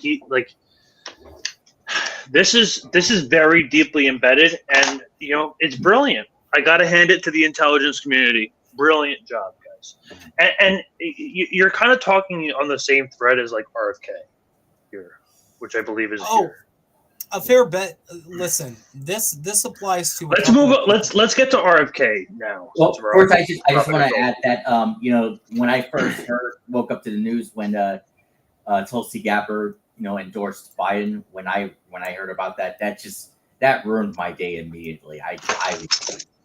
I was heartbroken. I felt like I was punched, but you know, it was that was bad. Yeah. I mean, I know people who were like working for the Tulsi campaign, who like really believed in like what she was doing. But right at the time, she was spouting some like really like good stuff, like back in 2020. Like she destroyed Kamala, and then she made a complete turn. Then she became a Fox News host, and that's a surefire way to get into the Trump administration. I just want to correct. It's to host the show on Fox News. I just want to correct. That's literally Trump's cabinet. So I just want to correct Steph on one thing. She didn't endorse Clinton. She endorsed Bernie. It's just she ended up voting for Hillary when it was her against Trump. That's what she did. So right. No. Okay, so RFK. I've got to give him credit too, because RFK had a whole group of people again who were not only upset over all the COVID stuff with Biden, they were upset with Trump over some of the COVID stuff too. And they were also upset with Trump, period, because they feel like he didn't really, you know, they feel like he didn't really drain the swamp or do anything to actually challenge the establishment for his first term. And he took all those people, much like Tulsi, he took these groups of people who were against this. So you got to think about it like these are voters who are either voting some kind of third party, right? Or they're voting for the couch. They're staying home. Those are the two options for those people. And he got them all on board. He was running his own independent campaign. He had criticisms for Trump. He had criticisms for Biden. And really, he became his own machine insofar as, you know, he... Well, when he announced his run, after he mentioned that he had, I think it was his daughter that was running in the FBI or whatever it was, I was like, yeah, no thanks. I'm not doing it. Yeah. And so we got this whole group of people who, again, just like Tulsi, were not in the tank for Trump. They weren't even lesser evil voting for Trump. And that's, you know, I know a lot of people who have the same lesser evil argument for Trump as they did for Harris or for Biden or for, you know, he took all those people. And the brilliant thing about the RFK psyop that I think more people need to know, he answered a primary criticism of Trump. Now, one of the biggest excuses from the MAGA camp for Trump's disappointing first term was he listened to the wrong people. He was surrounded by the wrong people. He'll get it right this time. RFK was there to validate, like, okay, well, now he's surrounding himself with the right people. He's going to do the right things.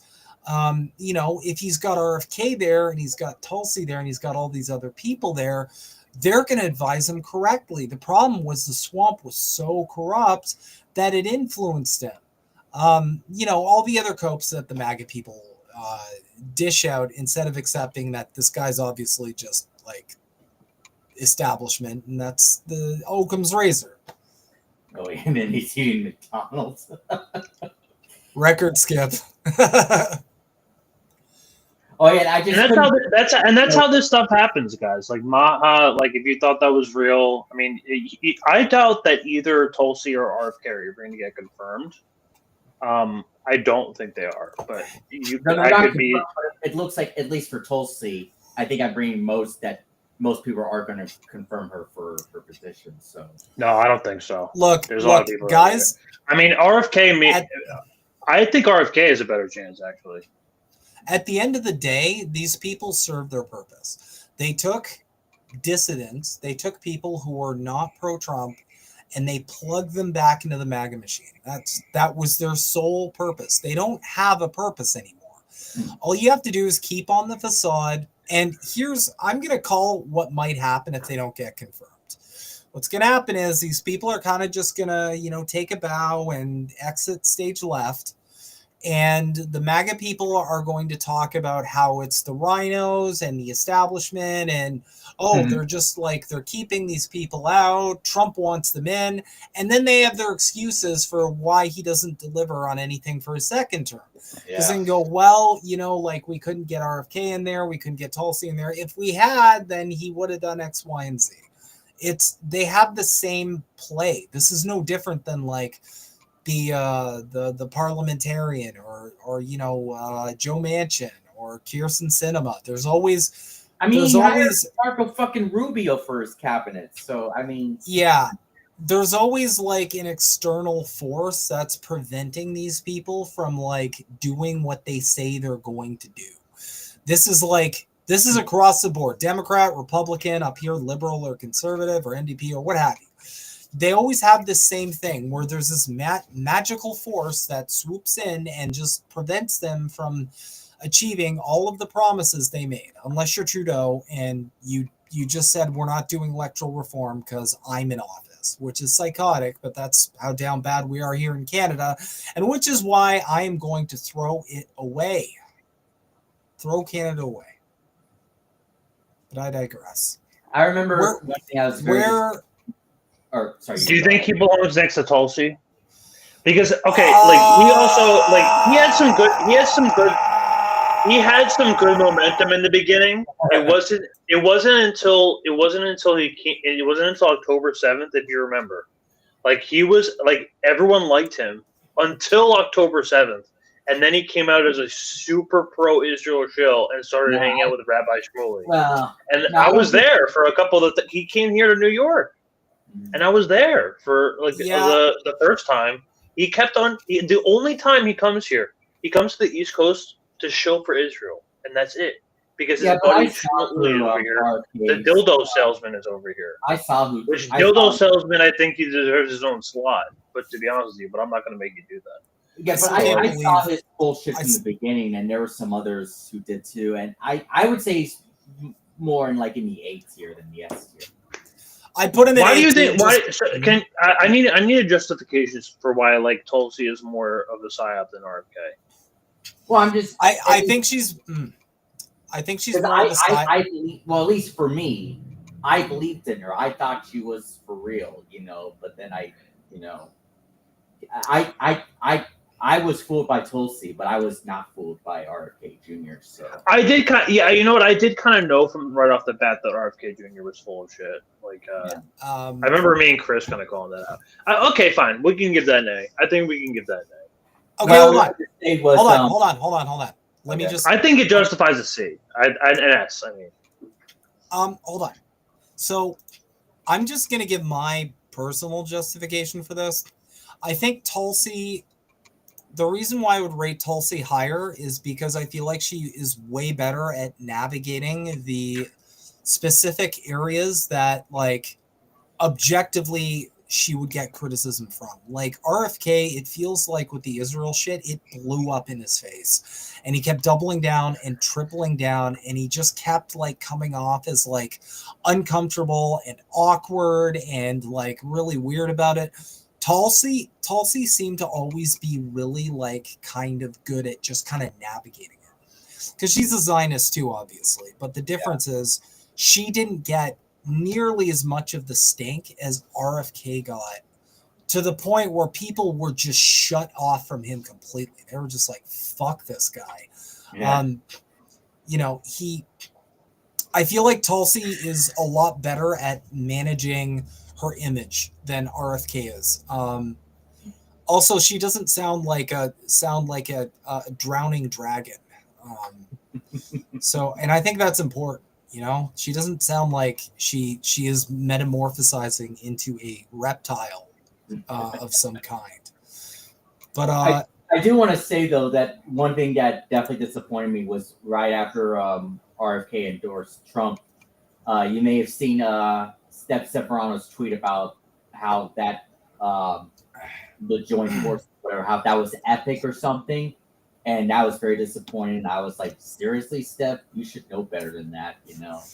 Dude, I'm not going to lie. Every time I tune in, I have tuned in to Jimmy's show. It's just Trump glazing. So I like, maybe for people who watch him like every day, I don't have a lot of time to watch a lot of content. And yeah, I've seen you react to his tweets lately with that that girl face or whatever it is. Like, what? Yeah, it just like I just see a lot of like Trump glazing, and that doesn't interest me. I get that a lot of, because you got to understand, for a lot of these bigger content creators, it's a business now. So it's no longer like I'm just shooting from the hip. I'm talking about this stuff because it's important to me. Now it's, how do I get that bag? How do I make that bank? And you know, at the end of the day, like if you're gonna grifting on the right is undefeated. I'm not making any bold statements about it. I'm just saying that's all I've seen from his universe. It's a lot of like, Trump is against the man and the man's trying to take Trump down. And I can't get on board with that narrative. I don't believe it. And I think it's silly. I think it's a childish thing to believe. Okay. So do we want to do A or do we want to do S behind Tulsi? What do you guys think? I would choose A, but I mean, if you want to put him S, that you know, I'm not gonna argue with that. But where are you gonna put me? Where are you gonna put me? Greg, where are you gonna put me? We'll throw him a name. We'll throw him a name. I said we'll throw him a name. Okay. Maybe in front of, I think he's a better side than the IDF stuff. Okay. Next, we have Elmo. Next, Elon Musk getting in the tank for Donald Trump. Now, I'm not sure how to feel about this. Especially because, okay, I'll stop. I don't know how to feel about this because I feel like part of this is a really good psyop, and the other part is really transparent. Because here's the thing. There's a lot of shit Elon Musk is 100% on board with that the entire MAGA base should be really concerned about. He talks about carbon tax. He's talked about universal basic income. He's fully embedded in himself into the MAGA world. It's kind of crazy. Yeah, he's talked about. He's talked about like every single like World Economic Forum item he is on board with. He was on board 100% with all the COVID stuff. Like, he's on board with all of these different things that should be concerning. But, like, it seems like MAGA just doesn't care. Because it's like, he's the world's richest man. And, you know, being on the right means, like, the way you view a person is literally based off how much money they have. That's kind of conservatism in a nutshell. Like... And you see it with Jordan Peterson and all these other people, the way they talk to Musk, the way they like kind of just grovel at his feet for no other reason than just he's rich. He didn't make any of these inventions. He didn't invent anything. anything. He just had access to a shitload of capital, and then he failed upwards. So I'm not really entirely sure how to parse this, because on one hand, like, yeah, it's a great psyop that they got a billionaire, the world's richest man, to somehow think that he's on their side, which is psychotic. They're looking at him like some kind of Tony Stark person. But on the other end, like, he's so very clearly in support of so many initiatives that MAGA should be against, that I don't know. I'm kind of torn about it. What do you think? I would think what is he's fully on divided. Like, he's fully on trick the right. Now they've like sort of divided into two now. So now it's like the tech right and then like the normie right. And right. There was a good tweet that I saw that explained this pretty well. I do thought it was funny. I think it was a week ago when Elon Musk triggered Kyle Kowinski recently. No, this was today. This was today. I mean, yeah, I know. But I was just talking about something different. But yeah, he triggered Kyle Kowinski, which is so fucking hilarious. I don't really give a shit that much about the border. I hate to be honest with you, but like, that's like kind of like where I'm at with my stance. Why the fuck would you put a Santa hat on your profile? Like, what the fuck is wrong with you? I don't know. Like, I mean, yes, I care about border security. I'm not saying that. I'm just saying, like, you know, like, I don't give a shit about these laws that come. So I'm not super familiar with H-1B. I personally do not give to. Do you know?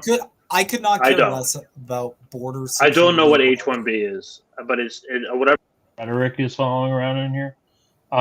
So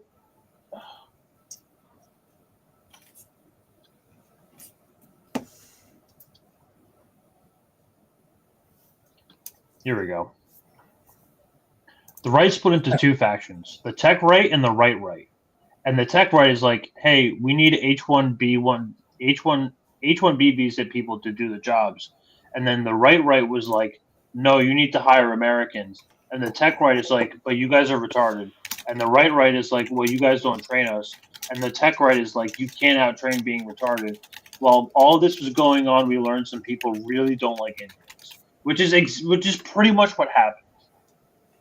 This is pretty much like exactly what was going on. And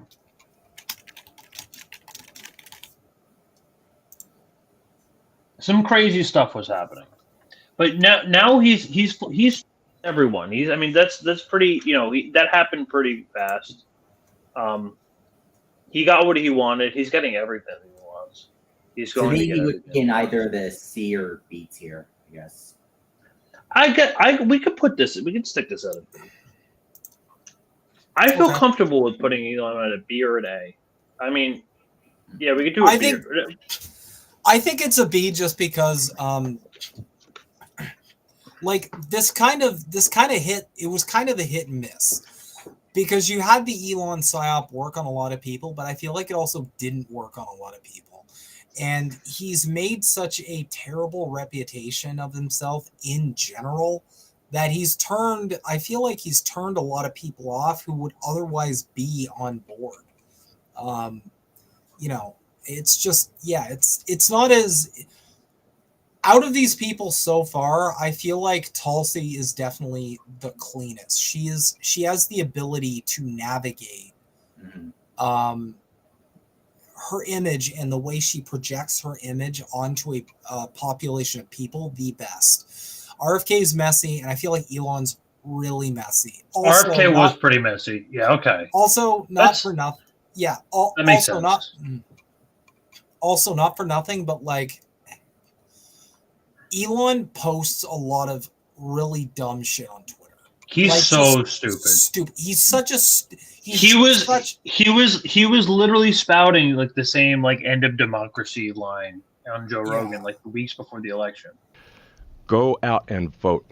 No, the day before. Vote like your life depends on it. Vote like your future depends on it, because it does.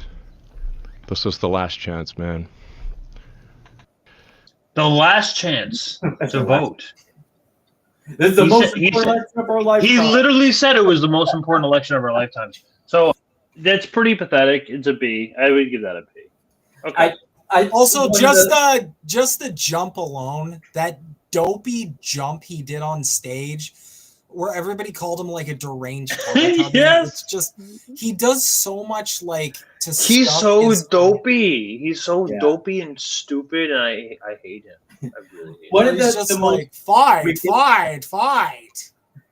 One of the most ridiculous tweets from Elon, it was either a year or two ago, when someone was asking him, "Are you in for freeing Assange?"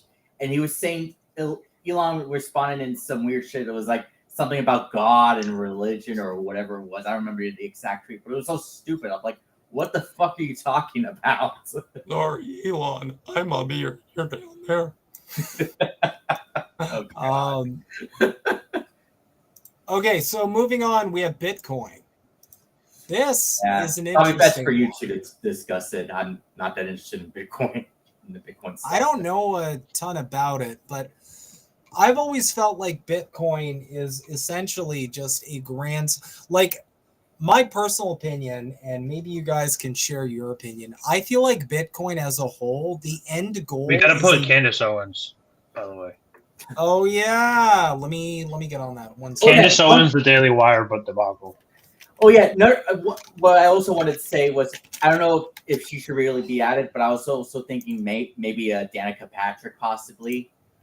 The only reason I was mentioning her is because, like, me and Indy, both of us are NASCAR fans. We know Danica Patrick very well. She was a horrible racer, but now she's gone full MAGA as well, and she went from being a bad driver to bad in politics as well. So I don't know. Glandis. I don't know Danica Patrick. Yeah, that's that's not like super level Psyop level. Yeah, I'm thinking general public stuff. I'm like thinking Candace Owens has a big following. She's a very influential figure. Like whether that's a really good call out. We have to include Glandis. What about what's her name? Brett Cooper. Cooper, is that her name? What? Brett Cooper, is that her name? The one the female. We don't know. That's not like 100% confirmed. We don't know. She's never said anything about that. She's never said anything about like leaving because of Israel or anything. Okay. It's not anything controversial. She's not a super interesting character. I don't even like her. Right. Very, terrible. Okay, so Bitcoin. Where do we want to put Bitcoin? I feel like this is just my take, but I feel like there's a lot of people that don't really understand how Bitcoin works anymore, but there's also obviously a really big group of people who are super for it. I've always kind of assumed that Bitcoin, the end of the road for Bitcoin is a digital currency that the powers that be are going to use. They want a kind of currency that they can track completely. They can trace it. Anywhere you are putting any of your money, they want to know where it's going and why. They also want to have the ability to, and we saw this with the trucker protest up here in Canada, they want the ability to essentially control your money. They want to be able to turn that off. So if you're, let's see here, U.S. Congress to prioritize crypto legislation 2025, focusing on stable coins and Fit 21 Act. What is a stable coin? Can anyone explain this to me? I don't think anyone cares. I don't even know what a stable coin is. What is a stable coin? Hold on. Let me look this up. The only thing that got me interested in the Bitcoin stuff recently was that Hawk Tuah girl who was involved in that Bitcoin scheme. Oh, she came out with. That's another one. That's a good one. Yeah. The Psyop. Yeah. We should put her in. Yeah. Hawk Tuah. We can get Hawk Tuah. Hawk Tuah is a good one actually. Yeah. Was there anything creepier than the way Bill Maher spoke to that poor lady? Or he's trying. That was really sad. It was just creepy as fuck, man. Now that we're talking about it, we might as well just do it now. I just toss it in now. You know why? Because I'm the best. Thanks. Okay. Incredible. Bitcoin. Where do you want to put the Candace and Haley? Let's see. Candace Owens. So Candace Owens. So let's start with Candace. Let's get the verdict on these people real quick.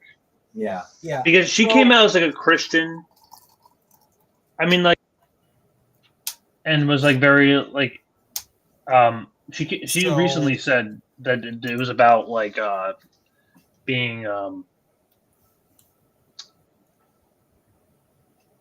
like being on social media and like seeing all the videos of Gaza. So like, I mean, I don't know if you believe her or not, but so I can give her the benefit of the doubt. I think like maybe like, okay, go ahead.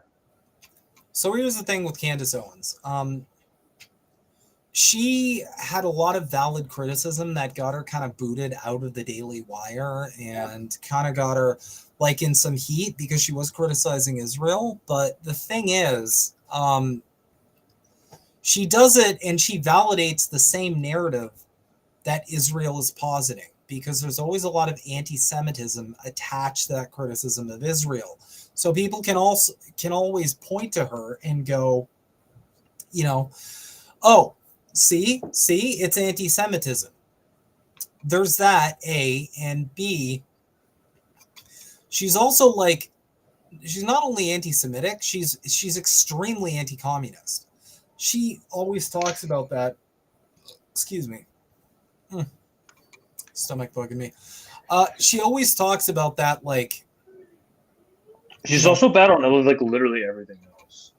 She talks about how the Jews controlled the Bolshevik Revolution and did like a she's pushing Jake Shields level, which like I don't know if he's in here or not. But like, yeah, and the thing is, excuse me. The thing is, if you're gonna speak up to power, it's always sus to me that you will also demonize structures that naturally stand up to power. Like when you're correct on something like Gaza, and then you're just pushing CIA propaganda when it comes to like the Bolshevik Revolution, for example, like I don't trust you. To me, at least, she seems a lot more like all over the place. I don't know. What are you guys? I can't really trust her. She seems like a fed up. I think it's like that's kind of like a C. I would put her in either B or A. I'm not sure which one though. I'd say B is probably. I'd vote B. B or C is appropriate, I would say.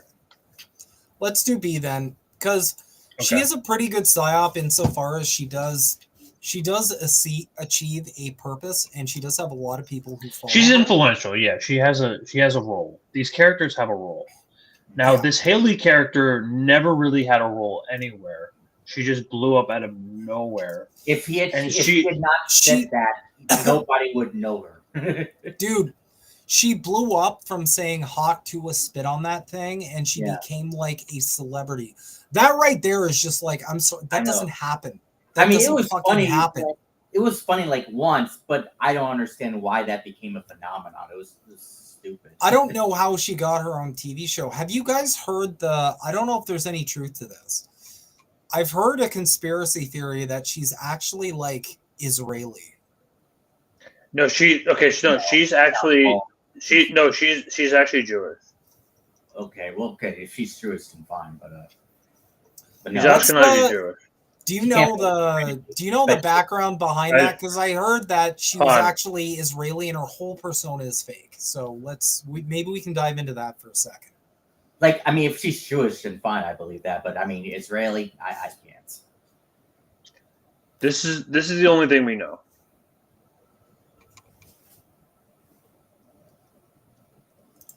Is that what y'all men like? No comment. What I have for you is a DNA test that you just have to Hawk Tua in. Here, take it.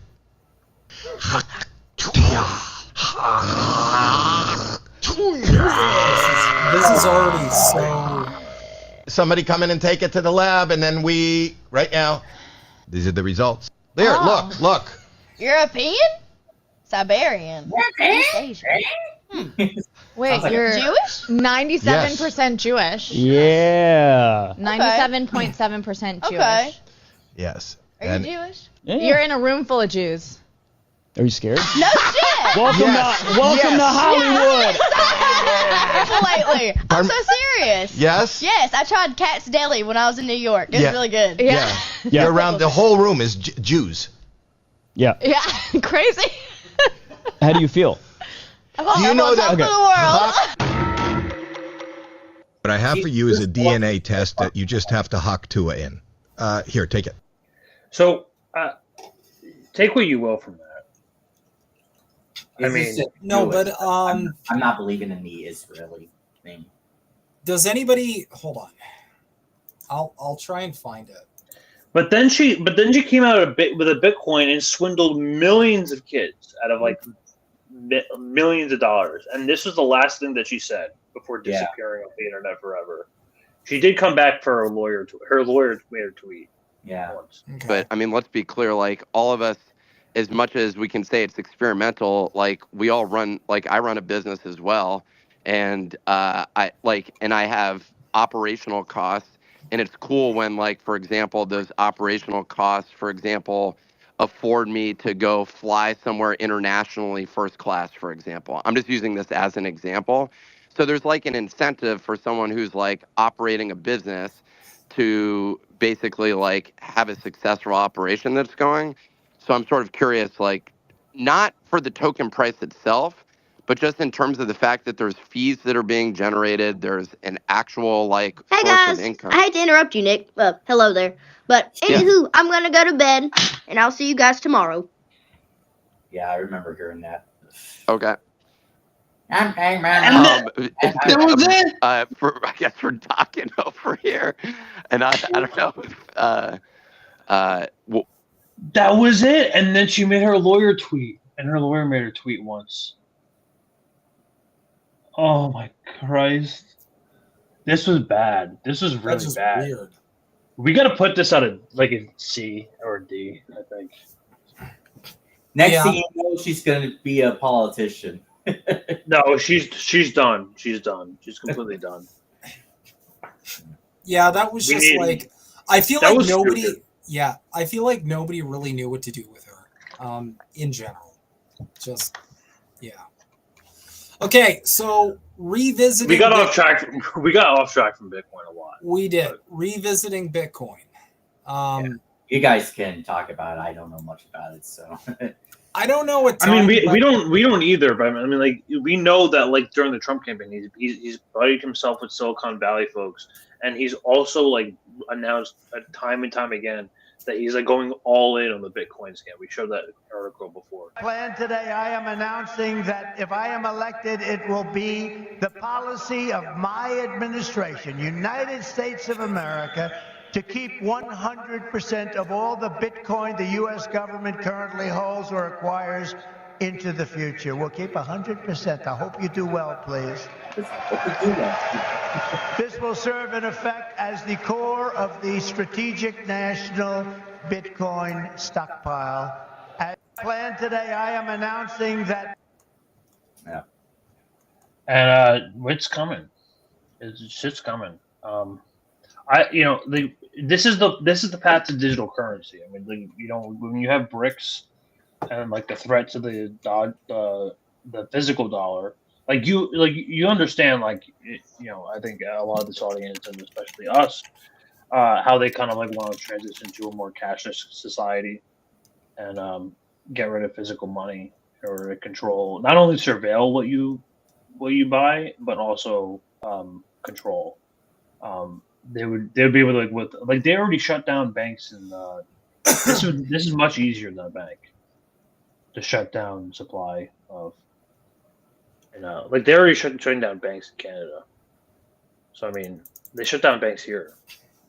They block you from if you're a private company like PayPal, PayPal will block anyone. This is dangerous stuff. I mean, I don't know. This is the stuff that actually worries me. The Bitcoin and the AI. We didn't have the AI. Bitcoin, I think, is like a lot of people are buying it. I think that actually belongs to the S because people are still bought into that too. I think it's like a good thing. I feel like maybe like an A. Maybe like an A.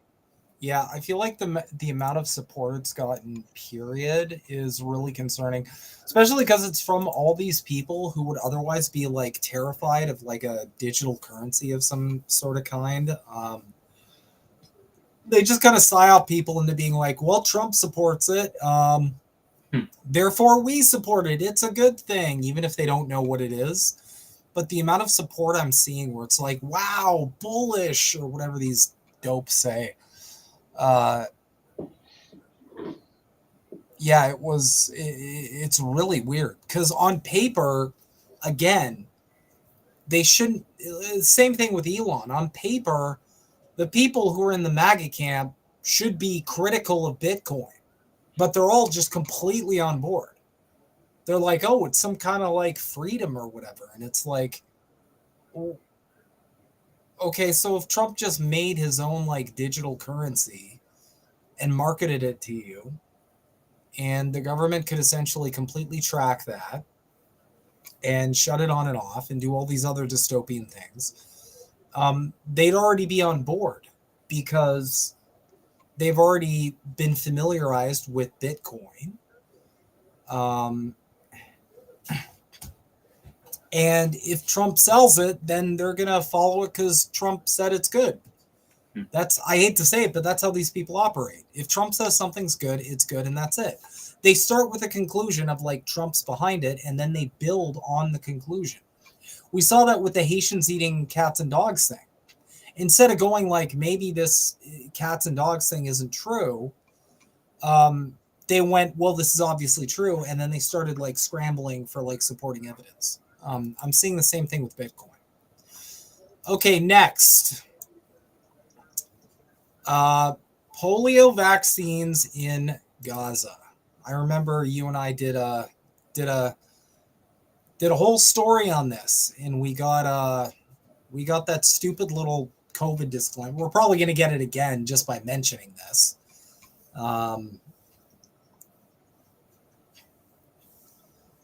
Yeah, polio vaccines in Gaza. I feel like this one was weird, just kind of to rehash like an old bit, I suppose. Because like at the end of the day, isn't it really weird to sell like we have to pause the genocide to make sure the people we're genociding are inoculated against a virus? Isn't that just kind of insane? I feel like that was just kind of insane. It's like, dude, you're blowing kids up.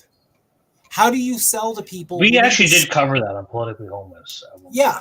I'm kind of rehashing the argument I made then, where it's like, I don't know how you can square I don't know how you can square that away, because it's like you're blowing kids up. We're all seeing you blow kids up. And now you're saying we got to pause blowing the kids up to make sure the kids are inoculated against a virus, and then we'll resume blowing them up. The whole thing was fishy. Not to mention all the research we did into like, potential side effects. And this happened just a couple of weeks before the election. The polio vaccine, we went into like the whole thing with the Cutters case. Mm-hmm. But this kind of blows me away, this interaction here. Battle, because this should rightfully trigger the anti-vax righties, right? Doesn't it make sense that like if you're truly principled and you're against like the whatever, if you think that this like if you don't think a government should mandate experimental or just any medical things on you, I mean, what is that for other than the hypocrisy itself doesn't make sense. When you're already kids and starving them, there's no sense to vaccinate them. But listen to this. Versus occupied versus unoccupied, or however you want to call it, the Gaza Strip melee, that they paused the war temporarily to give them vaccines. Did you see that, Tim? Mm-hmm. When? Wait, what? Recently, yes. Ago, yeah. They stopped. They did a ceasefire. Israel did a ceasefire to give Palestinian. allow health workers to go in and give, because it was smallpox, right? Smallpox. Either smallpox or like that makes perfect sense. Polio. I know, but don't you think that's a little weird? Like you want to kill somebody, but then you also want to vaccinate them? Because you don't want the diseases spreading into your neighboring country where you've got secret tunnels underneath where people are running in and could be poisoning groundwater. And it's worse PR than bombing people. Well, what was it? Yeah, that's true too. What was what's that? Jose Andres, his World Central Kitchen. They blew up that thing. That's crazy. That was pretty bad. Well, they were just trying to give people food. Sure, and if the argument is Israel is a bit reckless and there's massive collateral damage, I think that's fair. and reckless maybe understatement, maybe callous. I got no problem criticize Israel for all this stuff. Yeah. It's just crazy to me that we've been the principal funders of Israel. Largely for we're going on 75 years. When did we start funding this? And then people are like, yeah, the U.S. may have funded everything they're doing, but they control us the whole time. And I'm like, no, we have been trying to overthrow Iran forever. We have been meddling in Iran forever. We have been invading Iraq, none of these things are directly related to us being controlled by Israel, whatever. It's U.S. interests. We went to Libya because Gaddafi was interfering with the.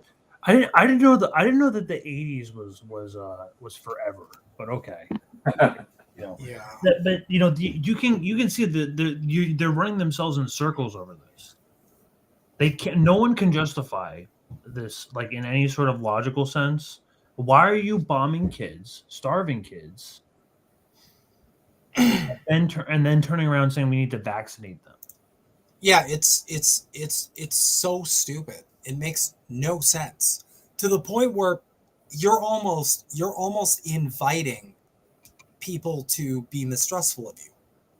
You're almost inviting criticism because it's like the logical breakdown is just so obvious and so right away where you're like, but wait, we all know you guys are doing like all of these horrific things to these people. Why do you suddenly care about them? Because if you suddenly cared about them enough to inoculate them, then why not just stop killing them to begin with? You can also vaccinate them. You can do both. So right off the bat, it's just inviting like the max amount of suspicion because people aren't like nobody's following the logic. And I feel like this just confused everybody across like the political aisle because everybody was just like, wait, why are they doing this when, like, why would they care enough to vaccinate them? Why would they care enough to vaccinate them if they're also blowing them up? It's brain breaking. I just want to address Mac real quick. CBDC and Bitcoin are two different things. Yeah, my criticism of Bitcoin isn't like the specifics between that and CBDC. My criticism of Bitcoin is that it is going to manufacture consent for something like a digital. Yes, exactly. It's going to. It allows for surveillance and tracking of currency. There's nothing wrong fundamentally with the concept of Bitcoin. It's what happened to it over time. It was basically. It was taken over by Silicon Valley. I mean, the U.S. government has already bought into it too. So I mean, yeah, it's already fully. We're like any sort of like currency like independence that was like trying to be sold in the beginning just that didn't make any sense at all. Yeah. So where do you want to put this one? I want to rate this pretty low just because like. On its face, it made no fucking sense. Yeah, but no one talked about it. Like they just flew over the roof. Like no one cared. Yeah, that too. Like it just wasn't. You can put that at a B, I think. B? Huh. I think it might deserve a B. I think the actual effectiveness of it wasn't good though, because it's like, how do you? Because everyone like both the liberals and the Republicans are justifying it. They're saying like how do you square away though the contradiction of caring enough about a group of people to vaccinate them against a disease when you don't even care enough about them to spare their lives? No one answered that question. Both the liberals and the conservatives, no one answered that question. Yeah. So it begs the question, like, what, like, this just flew everyone's mind. Everyone just like accepted it. They were just like, yeah, of course, Israel's just going to go in and vax. That's just normal procedure. That's just a normal thing to do. Well, yeah, of course they're going to go in, and that's a totally normal thing to do, guys. It's normal for them to go in and vaccinate children, like thousands of children. Okay. All right. I think it deserves a B. I mean, let's, Yeah, you've convinced me. Okay, I'm glad I can make. I'm glad I can make a solid argument. You effectively propagandized me. Thank you for that, Okay. Greg. Okay. I'm now. Good. I'm gonna go join the IDF now. Speaking of the IDF. Yeah, pagers. The we got the pagers. pagers. So we learned. I think this was a very important event because we learned that this year that they could just blow up your phone. They could blow up your phone whenever they want. So you're just they have. If you don't think that we covered this also, like if you don't think that they can't blow up your phone, they can. And we should probably link the video later, but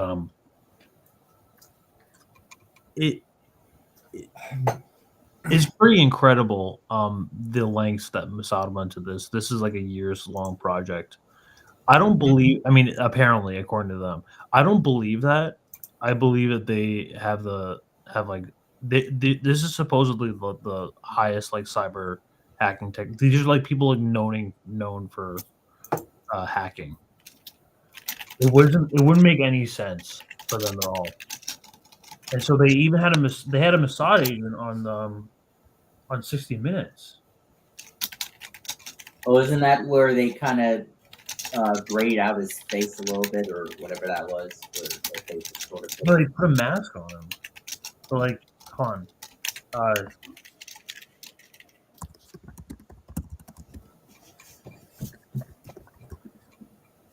He claimed on 60 Minutes that it's only meant to kill the one person, which is very much not true. I mean, if you believe the Mossad on anything, I feel bad for you. I'm sorry. How did you convince Hezbollah to buy this? Well, obviously, they didn't know that they were buying it from Israel. Who did they buy it from, or think they were buying it from? We have an incredible array of possibilities of creating foreign companies that have no way being traced back to Israel. Shell companies over shell companies who affect the supply chain to our favor. We create a pretend world. We are a global production company. We write the screenplay. We're the directors. We're the producers.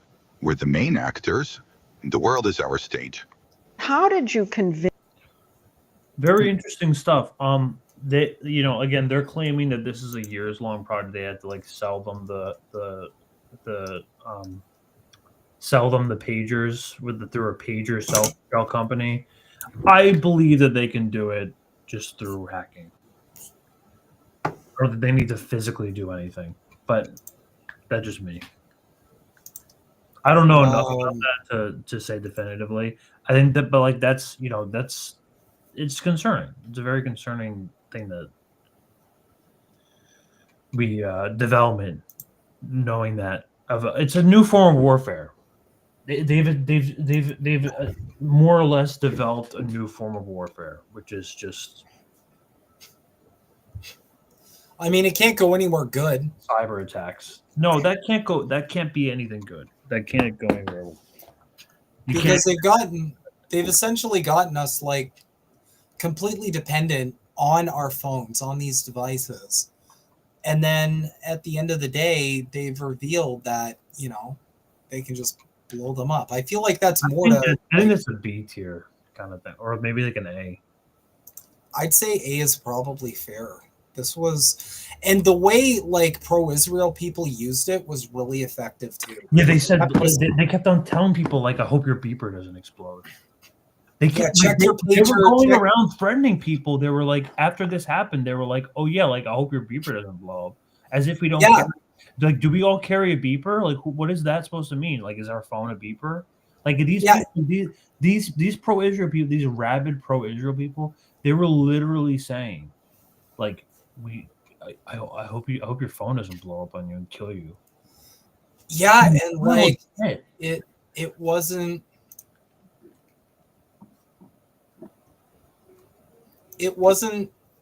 like the thing that was crazy to me is that no one like reported this. No one was like, hey, they're issuing like actual death threats. They're actually inferring that like my device is gonna blow up and kill me. Like nobody, they just took it. And for a lot of people, they, probably did scare them, where it's just like, haha, check your beeper. And it's like, it's essentially saying like, haha, we can just kill people if we want. Fuck you. Like it was rabid. Wild, man.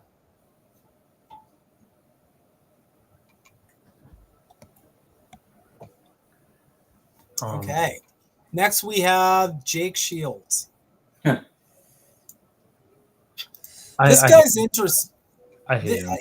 Yeah, I can't stand him either. This guy's interesting. He once came at me. True story. Let me see if really? I can pull up the tea.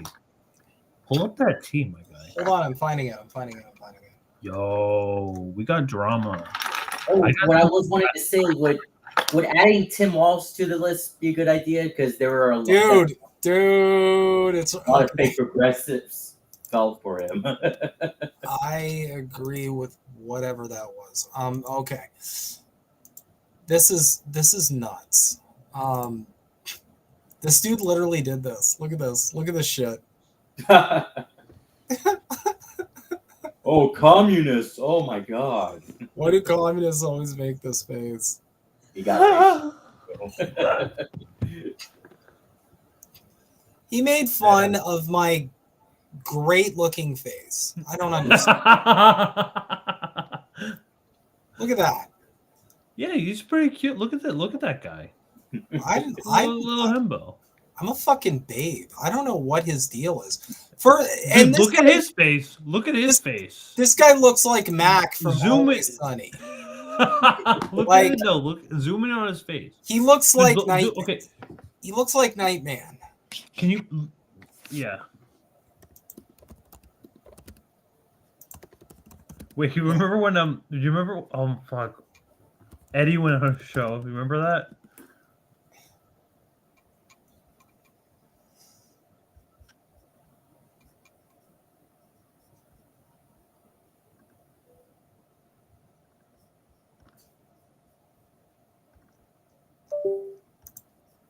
Oh shit! I forgot music. Hold on. The propaganda narrative of what communism is that is pushed by what we call McCarthyism, McCarthy era in the U.S. Really, if you look through the work of Marx, there's never anything where. So Eddie Liger.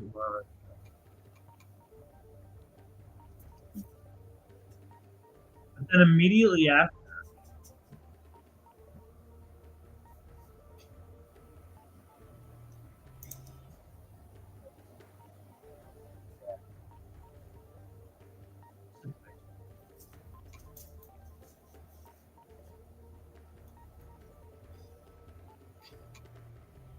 And he interviewed and the Bolshevik Revolution, and they became conservatives. I think the reason is because Jews and the left is a Jewish movement. This is, we gotta let the chips fall where they may. Yeah. Communism was a murderous movement, and it was a Jewish movement. And he said, "Oh my God, that's not." These interviews happened 1 week from each other. This was the next. He literally interviewed David Duke. The next podcast after Eddie Liger. Oh man, this guy's chronic. Like, I don't know what his deal is, honestly. I mean, we could put that at a B. I'd say a B, just because like he gives a lot of. Excuse me. He gives a lot of ammunition. Hold on, I'll just go back to the tier list.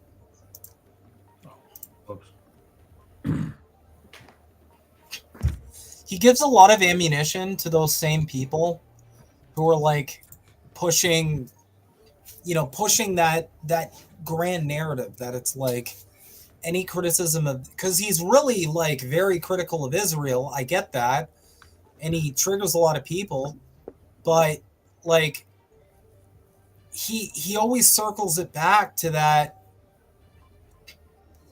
narrative that like any criticism of Israel is anti-Semitic.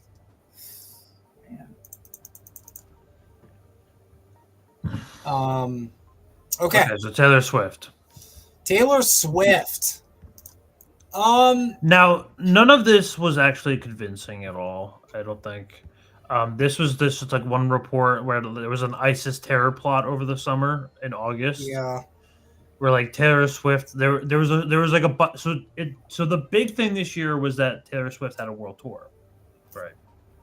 And that when she was touring, in Vienna, she had a bunch of shows that were canceled because of a supposed ISIS terror plots in Europe, which I don't think anyone bought. I don't think anyone was convinced by it. I think honestly, I'm tired of Taylor Swift, so we should put her in the D there. I think she deserved a D. Yeah, I'd give her D. Then she voted for Kamala Harris. Like she was always a shill. Yeah, she was a shill from day one. Now who's that guy with the glasses? Oh, yeah, what shit. is this? This was okay. This isn't supposed to be here. I put the wrong picture. I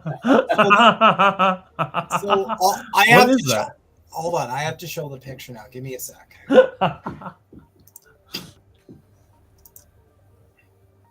Okay. I forget what account this is from, but here. I made this meme because I noticed a lot of like MAGA people use the R word. So I hope you guys know that when you use the R word, I assume you look like this. And it's, yeah. And what's wrong with him? I don't know. It's kind of he's wearing a headset and glasses, so he's a nerd. Stereotypical neckbeard, I guess. I don't know. Okay. I don't know. I just you can play the role. I just use it as a way to make fun of people that just use the R word for no other reason than like shutting down an argument. Yeah, okay. Like, people use it just like a derogatory thing, but I use it when I am genuinely trying to say stupid, because I don't think stupid is I think stupid sounds too childish. So I don't want to say stupid. I just say retarded. It's like stupid. It's retarded. The problem I have with it is people use it when they just feel like. Yeah, they just call you a retard. It's like, oh, you're a fucking retard. Like, oh, you're. Yeah, like they want to use it like, to okay, come off. They want to use it as a weapon to come off as like edgy and shut a conversation down. It's never used like, oh, this is stupid and here's why. It's like, I'm just calling you this word and I'm declaring victory on the interaction. It's frustrating. Anyway, all right. Next on our Psyop tier list, we have Donald Trump. I have said many times before, I honestly think he's the king of Psyops then. Donald Trump, in my opinion, is the greatest Psyop of the 21st century. I'll lay it out real quick. Okay. The ruling class convinced about half the country, half of America, the ruling class convinced that a billionaire with lifelong establishment ties, who has demonstrable connections to some of the most horrifying swamp monsters in the world, that he was anti-establishment, that he was fighting for the man despite all of his record of fucking over workers and contractors. Despite all of that, they convinced half the country that this guy would somehow fight against the man, drain the swamp, and make America a better place for the average person. I mean, it's just like Obama. People thought Obama would actually change things, hope and change, but that didn't happen. So I'm sorry. The job is to swindle people, and he was always kind of a swindler. I mean, there was Trump's University. There was always everything he did in his entire life was basically a scam. So I mean, yeah, he was literally the con artist. He was the used car salesman, and they actually psyoped people into being so into this guy that I saw people saying I would crawl through glass to vote for him. That's how much they're in the tank for this guy. They are literal. People are fucking in love with this man, despite all of the evidence, all of reality pointing to him being a con man that is in bed with the establishment.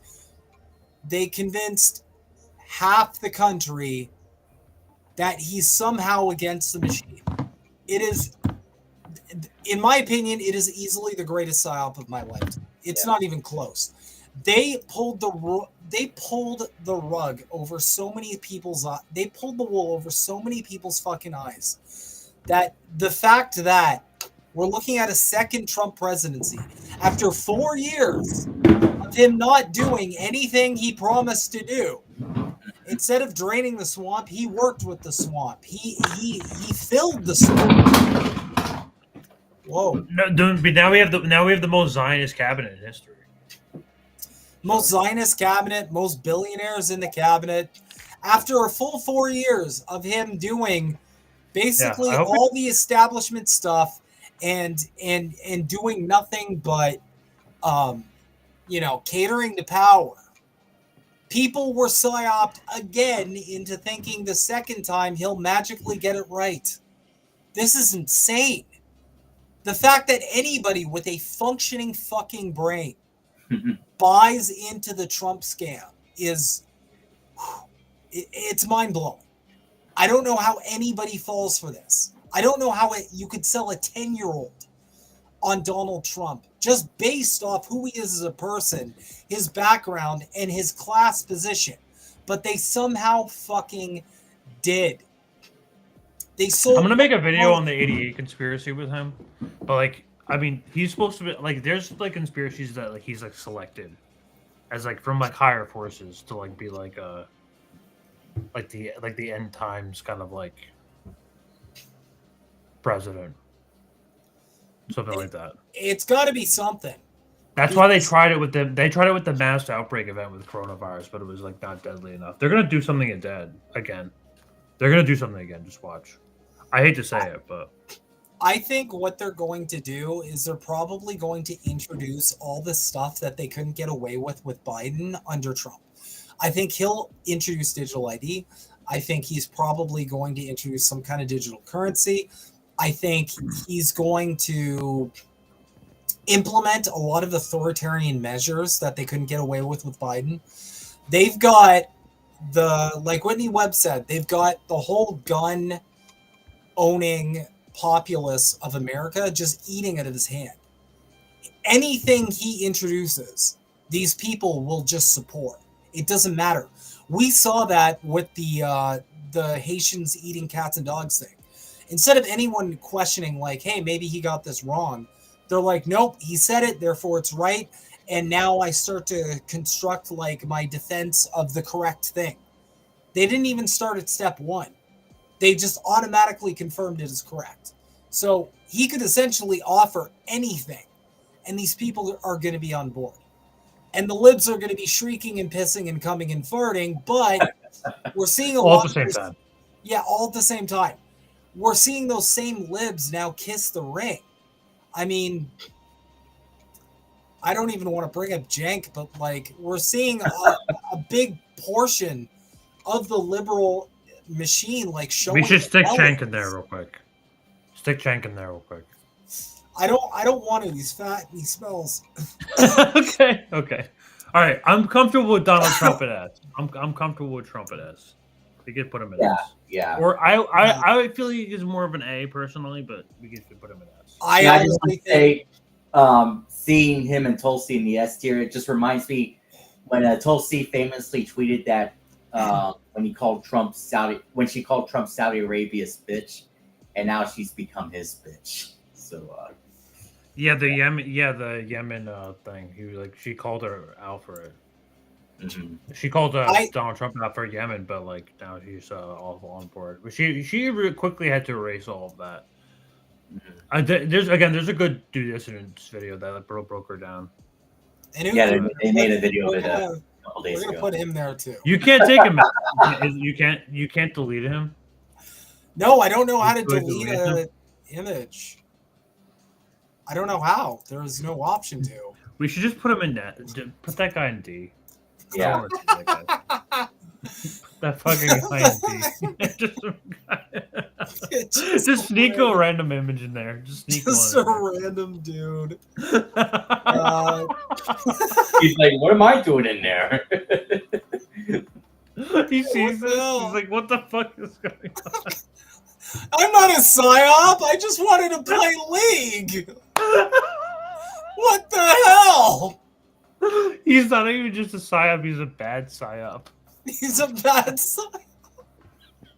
I just want to respond to a Golden Monarch. No, I don't think Tulsi deleted that tweet. It's just, that tweet's still around, calling Trump Saudi Arabia's bitch. It's just, we believed her at the time when she said it, but now like I said, she's become Trump's bitch. So that's what's that next image supposed to be?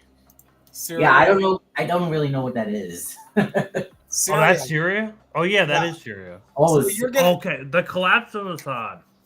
Yeah, you're gonna have to take the lead on this because I'm not super. I can't believe they actually fucking did it. Jesus. So the collapse of Assad has been a decades-long project, which I think. I mean, are you familiar with the chemical weapons attack? Yeah, that was in 2017. Yeah. Well, I mean, yeah. You just go. Jimmy Dore's made videos about it. So yeah. I should have prepared for this.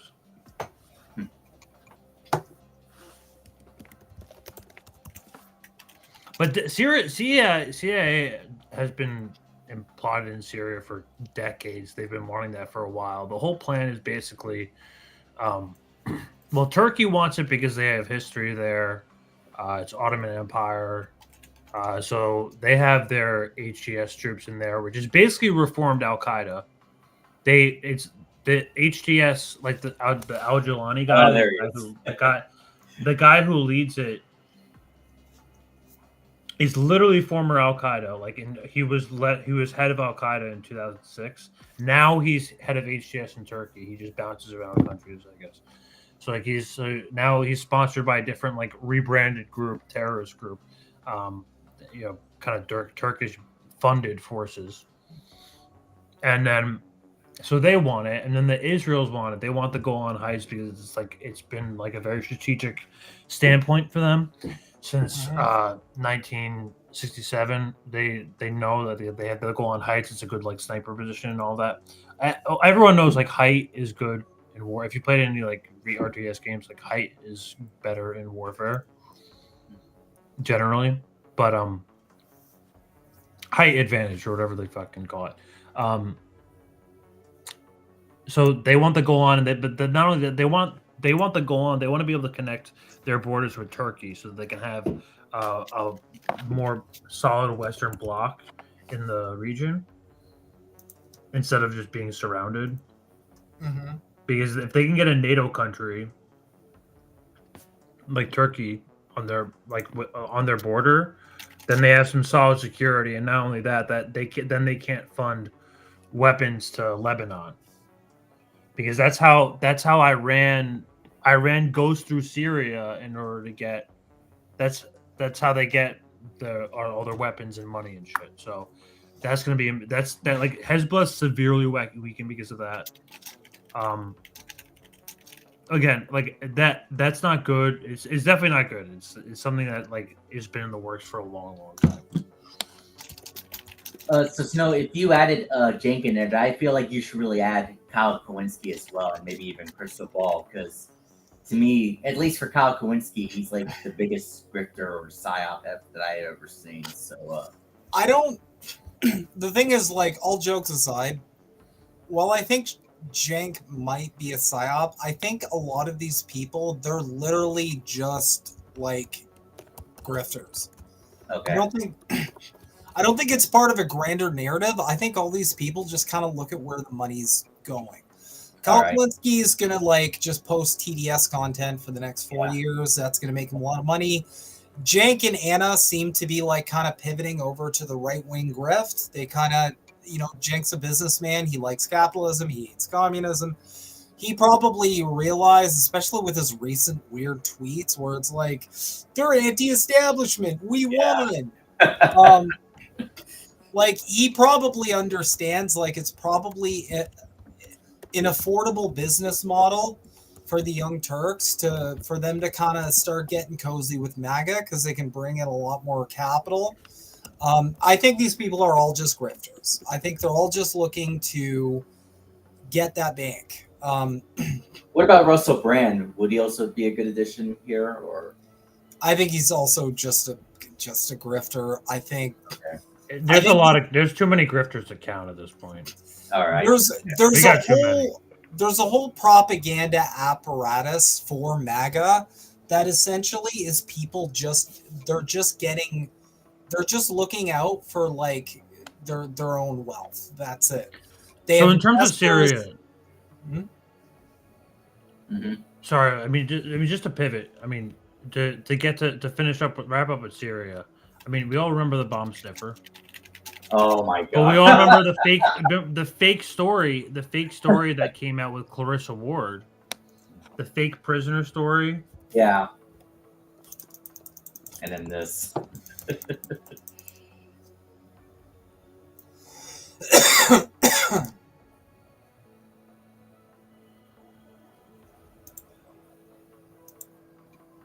She was called out back then. Where's your channel covering this? Cover this! Say the truth, we understand you're an employee. You're just a puppet, you're just a mouthpiece. Come talk to me like a human being. Come talk to me like a human being. Thank you.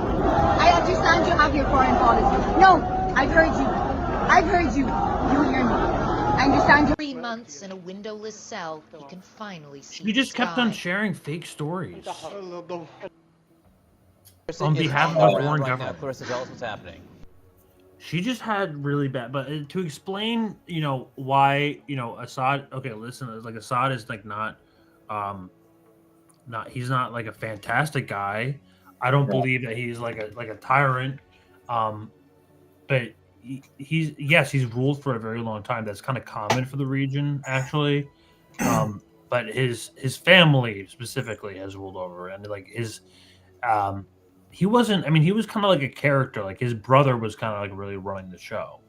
So I mean, like his brother is like really the one who like he's like calling all the shots. Like I'm sure like Assad, like Bashar, kind of like had like his own like intentions, but like his brother was more like calling the shots behind the scenes and like making all the decisions. He was a front man anyway. So I mean, like, you know, they focus on Bashar al-Assad, but it's more like the Assad family. Okay. But listen to this.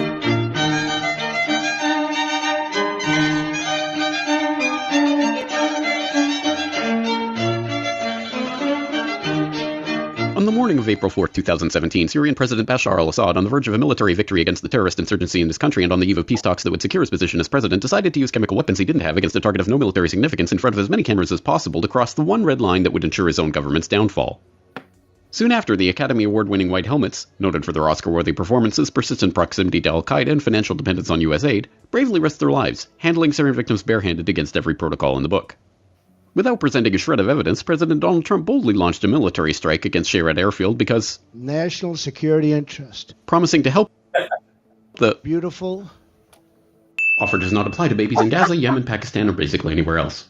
That military strike, a volley of 59 Tomahawk land attack missiles of which 23 actually made it to the target, failed to take out a single runway or even keep the airbase from operating for even 24 hours, but was a complete success for ExxonMobil, Raytheon, and Donald Trump. No one could question the wisdom of striking Syria, except Donald Trump, and no one could oppose such a move, except Russia. The Trump train, still convinced by candidate Trump, and by listening to guys like Lindsey Graham drop bombs here, drop bombs on Assad, drop bombs on ISIS. Oh, but they're fighting each other, so maybe we shouldn't do that. And so could you convince Putin to get Assad to step aside? Well, they've been trying to do that. Could I? I don't think it's that important, to be honest with you. I think, frankly, let's say you get rid of Assad or you knock out that government, who's going to take over? The people that were backing, and then you're going to have, like, Libya? Concluded that this was seventh-dimensional backgammon to make China afraid of the U.S.'s willingness to spend $100 million in a fearsome show of failing to destroy a single airfield.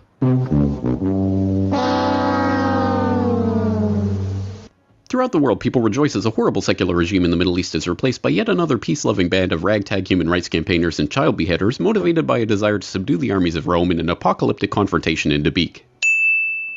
The chemicals for the previous Red Line attack in Syria have since been proven to come from Libya with US approval, but that's probably not relevant to this case. The CIA has released declassified report after declassified report showing that the plan to topple Syria's government has been in the works for decades, but this just shows that they were right all along. The mainstream media unquestioningly asserts that the story is true because the US government says so, but that's okay because we all know the MSM is full of unbiased truth-tellers and dig hard to get the raw facts on every story. We see these beautiful pictures at night from the decks of these two U.S. Navy vessels in the eastern Mediterranean. I am tempted to quote the great Leonard Cohen, I'm guided by the beauty of our weapons, and they are beautiful pictures. Even members of Congress think the story is a load of hogwash, but that's okay because they're probably crazy. Because frankly, I don't think Assad would have done that. It does not serve his interests. It would tend to draw us into that civil war even further. Who do you think? Who do you think is behind it? Who do you think is behind it? Meanwhile, the White House has released a report on its intelligence about the chemical attack that refutes its own version of the story, but that's okay because when has the White House ever lied people into war? This man doesn't exist, and if you think he does, you're an enemy of humanity who should apologize for having been born. Likewise, him, her, him, and him. And him and her. This is the 100% true story of the Syria strikes, and if you support sites like the Corporate Report that question it in any way, you are a moonbeam, fake news, tyrant-loving, hippie-pinko Russian agent and should commit ritual suicide immediately. If you love your country and or liberty, NASCAR, supermodels, TV, water slides, or your mother, you will not question this story in any way. Ever. This message has been brought to you by the Friends of the Brookings Institute, Raytheon, Genie Oil, Oded Unknown, ICIASIS, and the New York Times. Because ignorance is strength. Wow, what a great video. That's pretty good. That pretty much sums it up. I mean, Syria is a really. I mean, that's. I think I would put that in S tier. I think that's S tier. Yeah. I mean, people are gonna kind of get confused. I think like people are gonna think like, oh, like the country is a psyop. No, we're talking about the whole concept of like toppling Assad from start to finish. That was the greatest thing because you even have Muslims. You have like miserable. You have the pro-Palestine, like Alex mentioned, like the pro-Palestine Muslims, who are so into like just bloodthirsty against. And if you look at the Assad, like the approval ratings of the Assad government, like people liked him. He was elected by the Syrian people. I mean, he was elected fairly, so that's what makes it. That for everyone who likes to tout democracy, I mean, it's kind of, they like democracy. So I mean, right. What's that next? Oh, it's the what is it? I know what it is. I know what it is. Oh, the tunnel Jews. Holy shit. Tunnel Jews. That's what we got next. Okay. Can I actually turn the music off? It's kind of giving me a Sure. headache.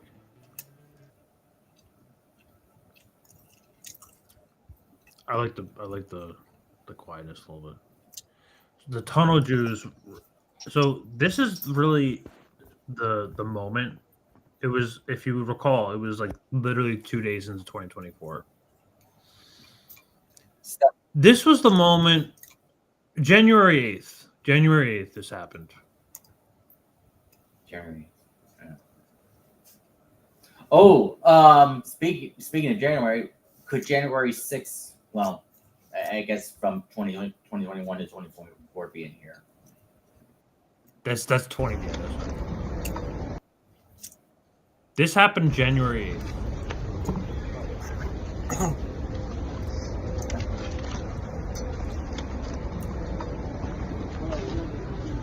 Like, oh, hey everyone, just me coming out of there. So this is how I knew. This is how I knew from the beginning that this year was going to be crazy. This was the defining moment where I knew this was some psyops that were going to happen. This was like the groundhog seeing its shadow. Do you understand what I'm saying? Like this signaled, this telegraphed, like from the ruling class, like to like the plebs, that this will be the years of psyops. And Cat Williams said it himself. All lies will be exposed. You have Diddy too. We forgot about. I think we should stick Diddy in there. Man. Perhaps we should stick Diddy in there real quick, and I think he deserves an A. I think Tunnel Jews S. I think we should stick Diddy in there and put him in A. Diddy? Is that fair? Yeah. Diddy's a pretty good psyop for sure. I also think Luigi should be A. Mama Luigi. And I can explain my case. If you guys have a case too. Well, I like to know. Damn. Snow is on it. Yes. Damn. Okay, so how do you guys feel about Luigi? So what is the what is it necessarily psyop on him about? What is it like? Do you believe that he was the shooter? I do not. I think I don't. I think they found a guy. And because okay, think about it like this. You're like a criminal on the run, and you committed a crime in New York. You get found in Altoona, Pennsylvania. not in a safe haven. Oh no, crap! It's died. Bro, I wanted to screenshot this afterwards. Dude. I'm gonna edit this out now. No, it's okay. We can actually take these and just put them at the bottom, and then you can just screenshot the actual tier list. Okay. That sounds good. No, I think we should leave. The other guy.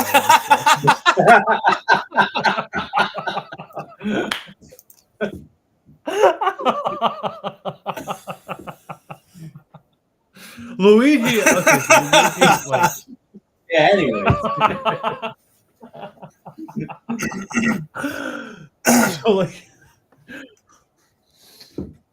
So Luigi, first of all, his name is Luigi.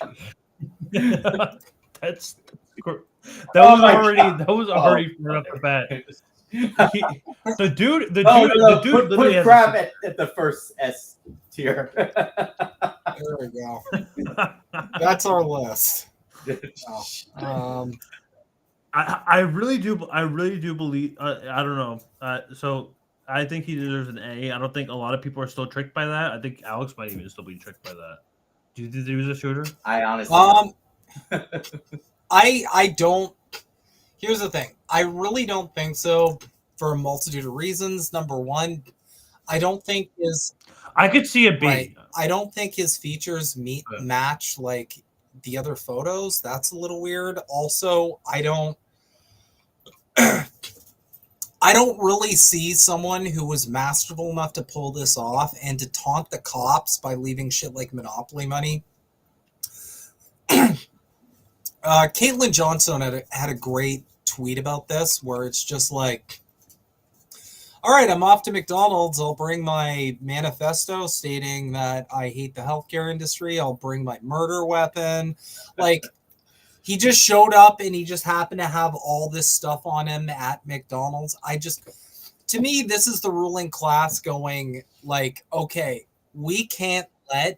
I had an argument with my sister about this on Christmas. Right. The ruling class is essentially saying we cannot, under any circumstances, let people come to the conclusion that you can just kill someone this important and get away with it. It was a sentiment. That is what, that's what they absolutely need to communicate above all other things. Because if this guy had just shot a fucking CEO and just got away scot-free and nobody could find him and there was just absolutely nothing attached to it at all, it just like, he just disappeared into the shadows, he would become some kind of insane folk hero, and holy shit, the amount of copycatting. I don't know. I don't know if your guys like companies that you work for or whatever have done something similar, but I've seen several companies now where the CEO like sent like a company-wide message just stating like how much he cares about his employees and stuff. Like they're shook. They're fucking scared. So like communicating the message of like, oh, you can just like shoot a CEO and just like get away with it. And that's like, they're terrified that's going to turn into the form of direct action where it's just like, we just need to start clapping these people. So what do? They find a dude that looks the part.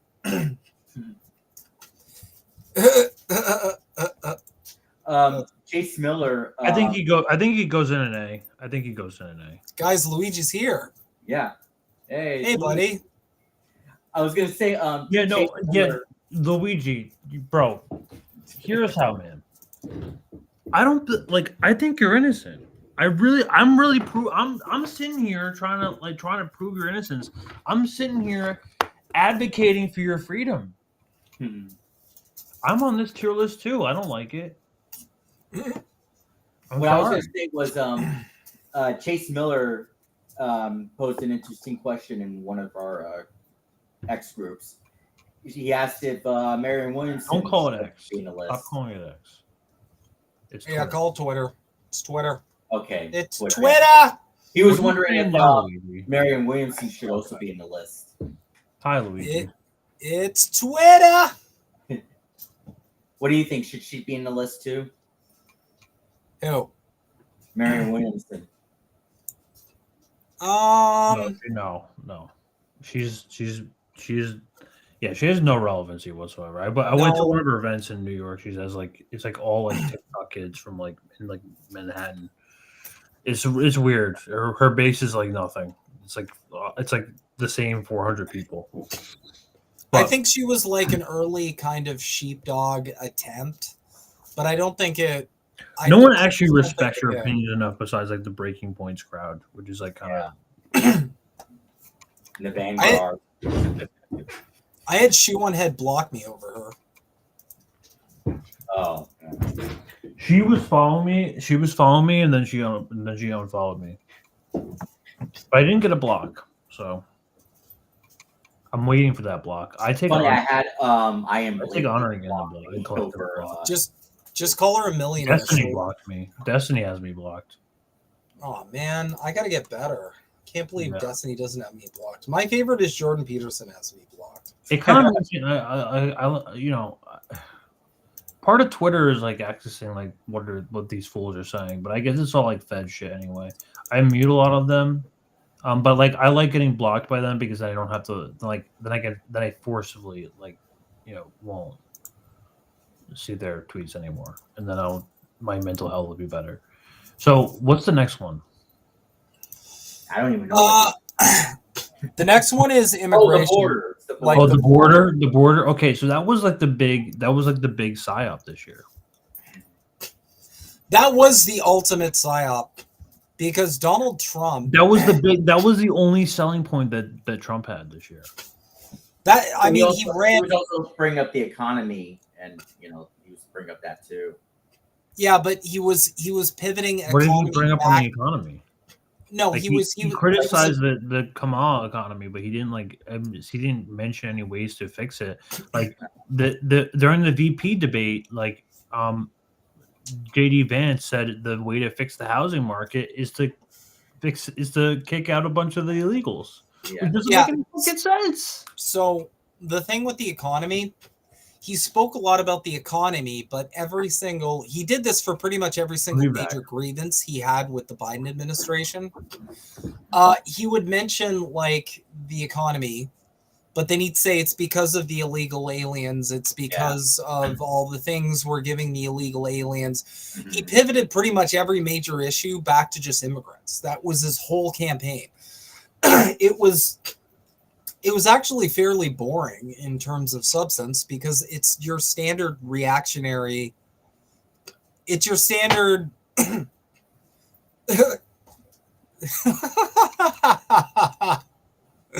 tunnel of Jew. Oh my god. It was your standard, like, your standard reactionary, like, false populist campaign. They blame immigrants and, like, outgroups for all of the woes of the country, which distracts from the actual causes, which are billionaires, capitalism, policies that serve billionaires and serve capitalism, which is why everybody's actually poor, which is why everybody actually takes home less, and which is why the economy itself is in such a fucking mess. But they can't blame that. So they blame immigrants. They blame the Haitians. They blame Venezuelan gangs. They have to blame these scapegoats because they can't speak to the actual issue. They can't speak to the actual problem. The whole point of conservative politics is diversion. It is to divert the flaws of capitalism into another vector of grievance. So the economy, all of the problems with the economy can be explained very easily in several sentences by just addressing capitalism. But they can't do that. So they have to blame immigrants. They have to blame the border. And I got to give hats off to them because this was such an effective psyop that you had the Kamala Harris campaign essentially, and I feel like this was a disaster. You had them essentially saying like, oh, no, Trump's right. We're going to handle the border, too. We're going to do the border. We're going to handle the border. But she flipped on the border wall. She wanted to be the border. She wanted to be the border czar now. In that town hall with Anderson Cooper. And this was a big, and you know, do you see this like even in like some kind of like some like leftish like circles, like, you know, adjacent, like saying like, oh yeah, like immigration is a problem because of like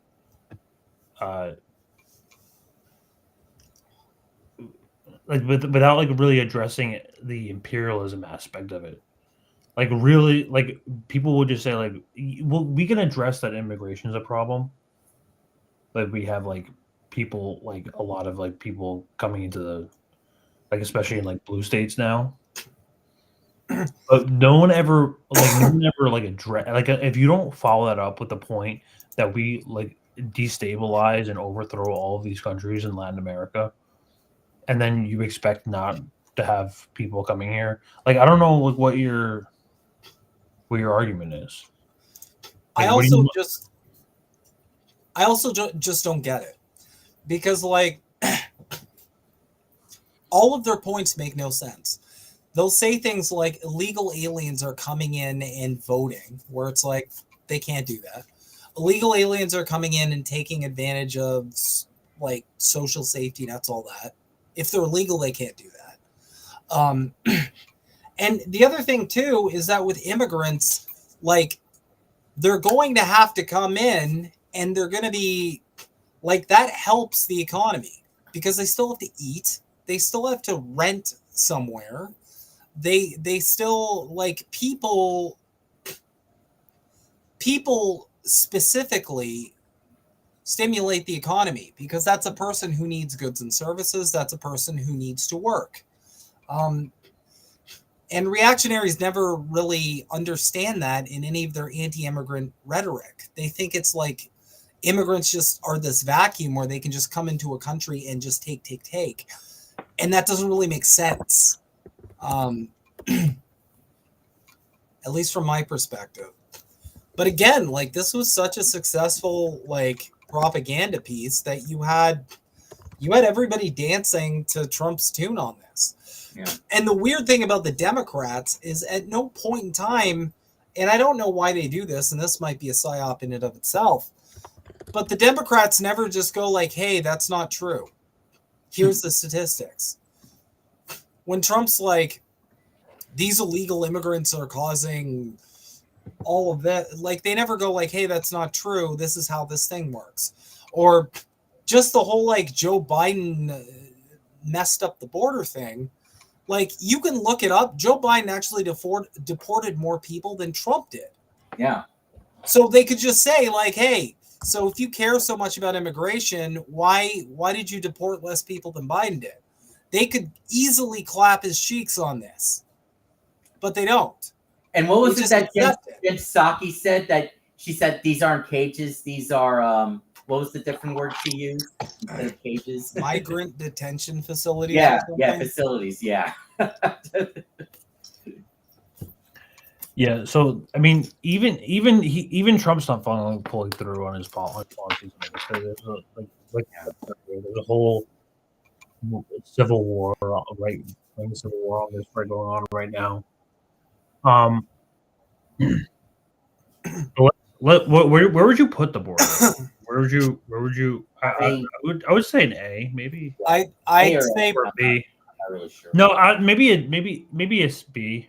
Yeah, I think I'd say a B, because on one end, like, it was such a successful psyop that you had, like, the Democrats dancing to his tune, but it was also like, it was also just like so demonstrably like disprovable. Like, anyone who's like Joe Biden is doing bad stuff with immigration, you can just look at the stats and realize that conservatives are just lying. Mm-hmm. Okay. So moving on, we have monkeypox. I think you guys would be better at that than I would, so I'll just listen to that part. I think any of the like virus scare sort of things since COVID have kind of fallen flat. I think even bird flu, which is the new one, this could be bird flu / monkeypox. I'm not sure. Could be both. They seem to be falling flat, and I feel like it's a combination of like people having so much like unresolved trauma when it comes to COVID, and also just like I feel like our institutions let us down in so many different areas that I feel like that trust is just shattered. I feel like that trust is like completely just done. I don't know what you guys think, but I don't think anybody's going to trust them on anything when it comes to like virology anymore. I just don't. I don't see it. Every single reaction to anything I've seen from COVID is just like a resounding just fuck off. But they do this every year. They have a swine flu. Every year they come out with a new virus. I think it's kind of like, you know, this is like super commonplace. Right? At least in America, they come up with a new virus and they kind of like they have to like blow it up like this. Like swine flu was back in the Obama years. Yeah, because like monkeypox, I mean, you saw like the super like COVIDian people just screaming about monkeypox, and like just nobody listened, and then it just went away. Nobody talks about monkeypox anymore. It's like monkeypox, and then like I think someone just realized like nobody's listening to us, and then they kind of just fucked off. And the same thing with bird flu. They're trying to be like, oh, it's bird flu. Oh my God. And everybody's just like, okay, whatever. I don't care. So then that sounds like it'd be in the D tier, right? I don't think it's going as well as they had hoped. I just don't think people care. The psyop might have a D. Monkey. Yeah. That's. I'm also comfortable with putting I see Maduro. Is that Maduro? Yeah, that's Maduro. That's the last one. Okay. Venezuelan coups. So yeah, so like I want to let's like kind of combine this into like all of like the coups and like the overthrows that happened this year. Venezuela, Bolivia, to all the failed coups. You know, now we're having elections in Georgia. There's a lot of shit happening in Europe as well. I mean, all the failed coups, I think Maduro kind of puts it the best. I think he's the most like, you know, I think this kind of sums it up really. Well, it was really I don't know if you heard Lula. Tú quieres, yo en los mouth Quien se mete conmigo se seca. Quien se mete con Venezuela se seca en los mods. ¿Quieres pelea? Vamos a darle en los mods. Estoy listo. Soy hijo de Bolívar y de Chávez. No te tengo miedo en los mods. Vamos a darnos, pues. Donde quiera. Como decimos en Caracas, en los barrios. Si tú quieres, yo quiero en los mods. Di dónde. En los mods. Yeah, didn't Elon Musk say a few years ago saying we'll coup whenever we want or something like that regarding to the Bolivia? He said that for Bolivia, yeah. Yeah. They've always been trying to coup Bolivia. Yeah. But what I was going to say was, I remember Lula said something. It was either earlier this year or last year. Might have been this year. He had a really bad take on Maduro, and so it was definitely disappointing. Well, actually. Yeah, I've come to know that Lula's not really very good, but yeah, I remember hearing his take on Maduro. I remember. There's also people who are like, oh, Maduro's like a fascist or whatever. I mean, he's a communist. Yeah. Yeah, but whatever. I mean, there's liberals on the liberal side who come out like that, but I would put that at like maybe a D or a C. I wonder what's going on with so all the failed coups of 2024. I think we're getting you tried, but it's not going so hot. I'm sorry for the Pentagon. I'm sorry for the U.S. government. Like, I wonder what's going on with Juan Guaido right now. Maybe he died. I feel he's in a I forgot. I think he's in Canada or something. Where is he right now? He used to be in Miami. I feel like the problem with Venezuela is that you had all of the like factions, like the reactionary factions, claiming that the election was like rigged or stolen. And I feel like everybody just collectively rolled their eyes because they were the same people that were like claiming that Trump stole the election they're claiming that Biden stole the election rather, And I feel like they just kind of collectively rolled their eyes because they're like, oh, they don't like the results of the election because he's on the left or whatever. So they're coping again by saying it was stolen. And, I feel like there was a lot of people who correctly understood what it was about, which is, Venezuela wants to nationalize certain resources, meaning they wouldn't be available to America anymore. And people kind of just got it. They were like, yeah, you guys are full of shit. I don't believe you. I don't think the election was stolen. Because they, a lot of people have come to kind of basically just believe about MAGA that, it's just whenever they don't like the result of something, they say it was cheating or fake or rigged. The Democrats do this too, of course, but like, I feel like after the whole stolen election January 6th thing, I feel like they needed to go with a different angle than the election was rigged, because that would just put like the fake election shit in everybody's head. And I feel like, I don't know, it just seemed like a collective eye roll. And there was a lot of opposition. I like this list. Screenshot this, baby. Screenshot this. Yeah. This is a solid list. This is a solid list. Another indie news network. Come on. Screenshotting. Christ. Oh, I'm kidding. Maybe you could put that as the thumbnail, or maybe not. Maybe that would be spoiling for it. So I'll do an actual screenshot. You can blur out the rest. Yeah, I'll make the thumbnail. Hold on, I have an idea. I'll come up with just send me both versions. One without me and one with me. Okay.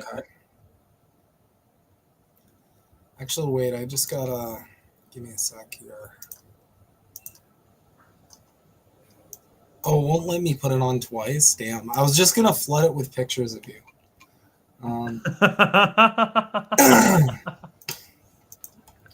Like make a whole. I gotta go to bed. It's a happy Friday, guys. Yeah. But everyone's going to sleep now. Hold on. You kidding? Let's see. Okay, and then one more.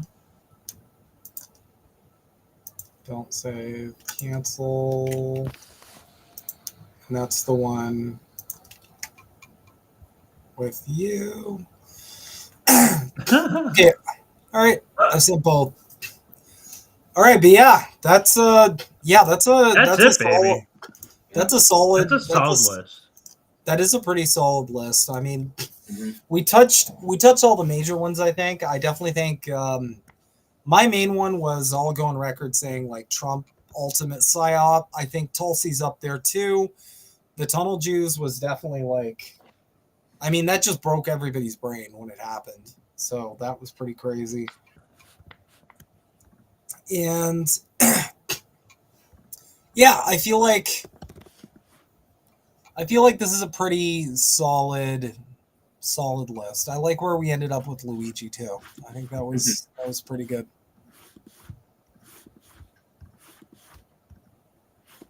All right, everybody. Well,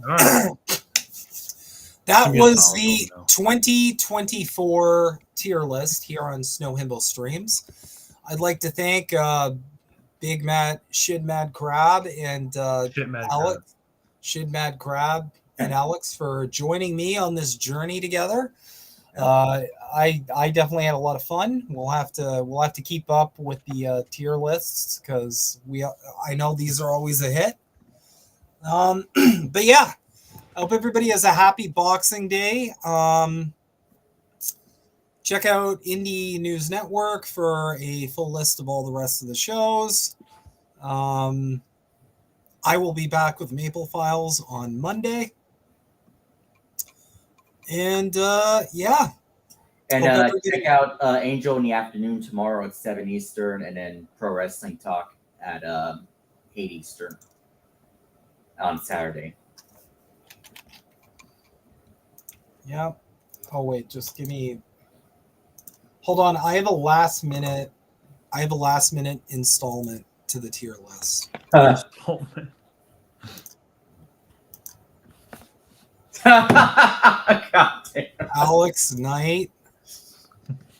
We have Greg. Oh my god. There we go. You put GTA 6 up there. GTA 6 is a sign. Yeah, no one's gonna know that's me.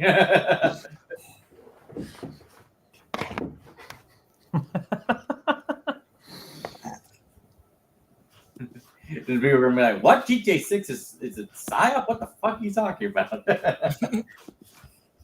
Exactly. I'm just disappointed that we're not getting trailer 2 this year like I thought we would. That's a shame. Yeah, when is it gonna come out? Like, do they have a date? Well, Take Two is only set fall of 2025. That's it. It's possible it could still be delayed till 2026, but I mean, for now, it's scheduled to come out fall of 2025. Damn. Bless you. Thank you. All right, everybody. We're gonna call it for tonight, but thanks as always for tuning in. Love you all, and we'll see you soon. Yeah.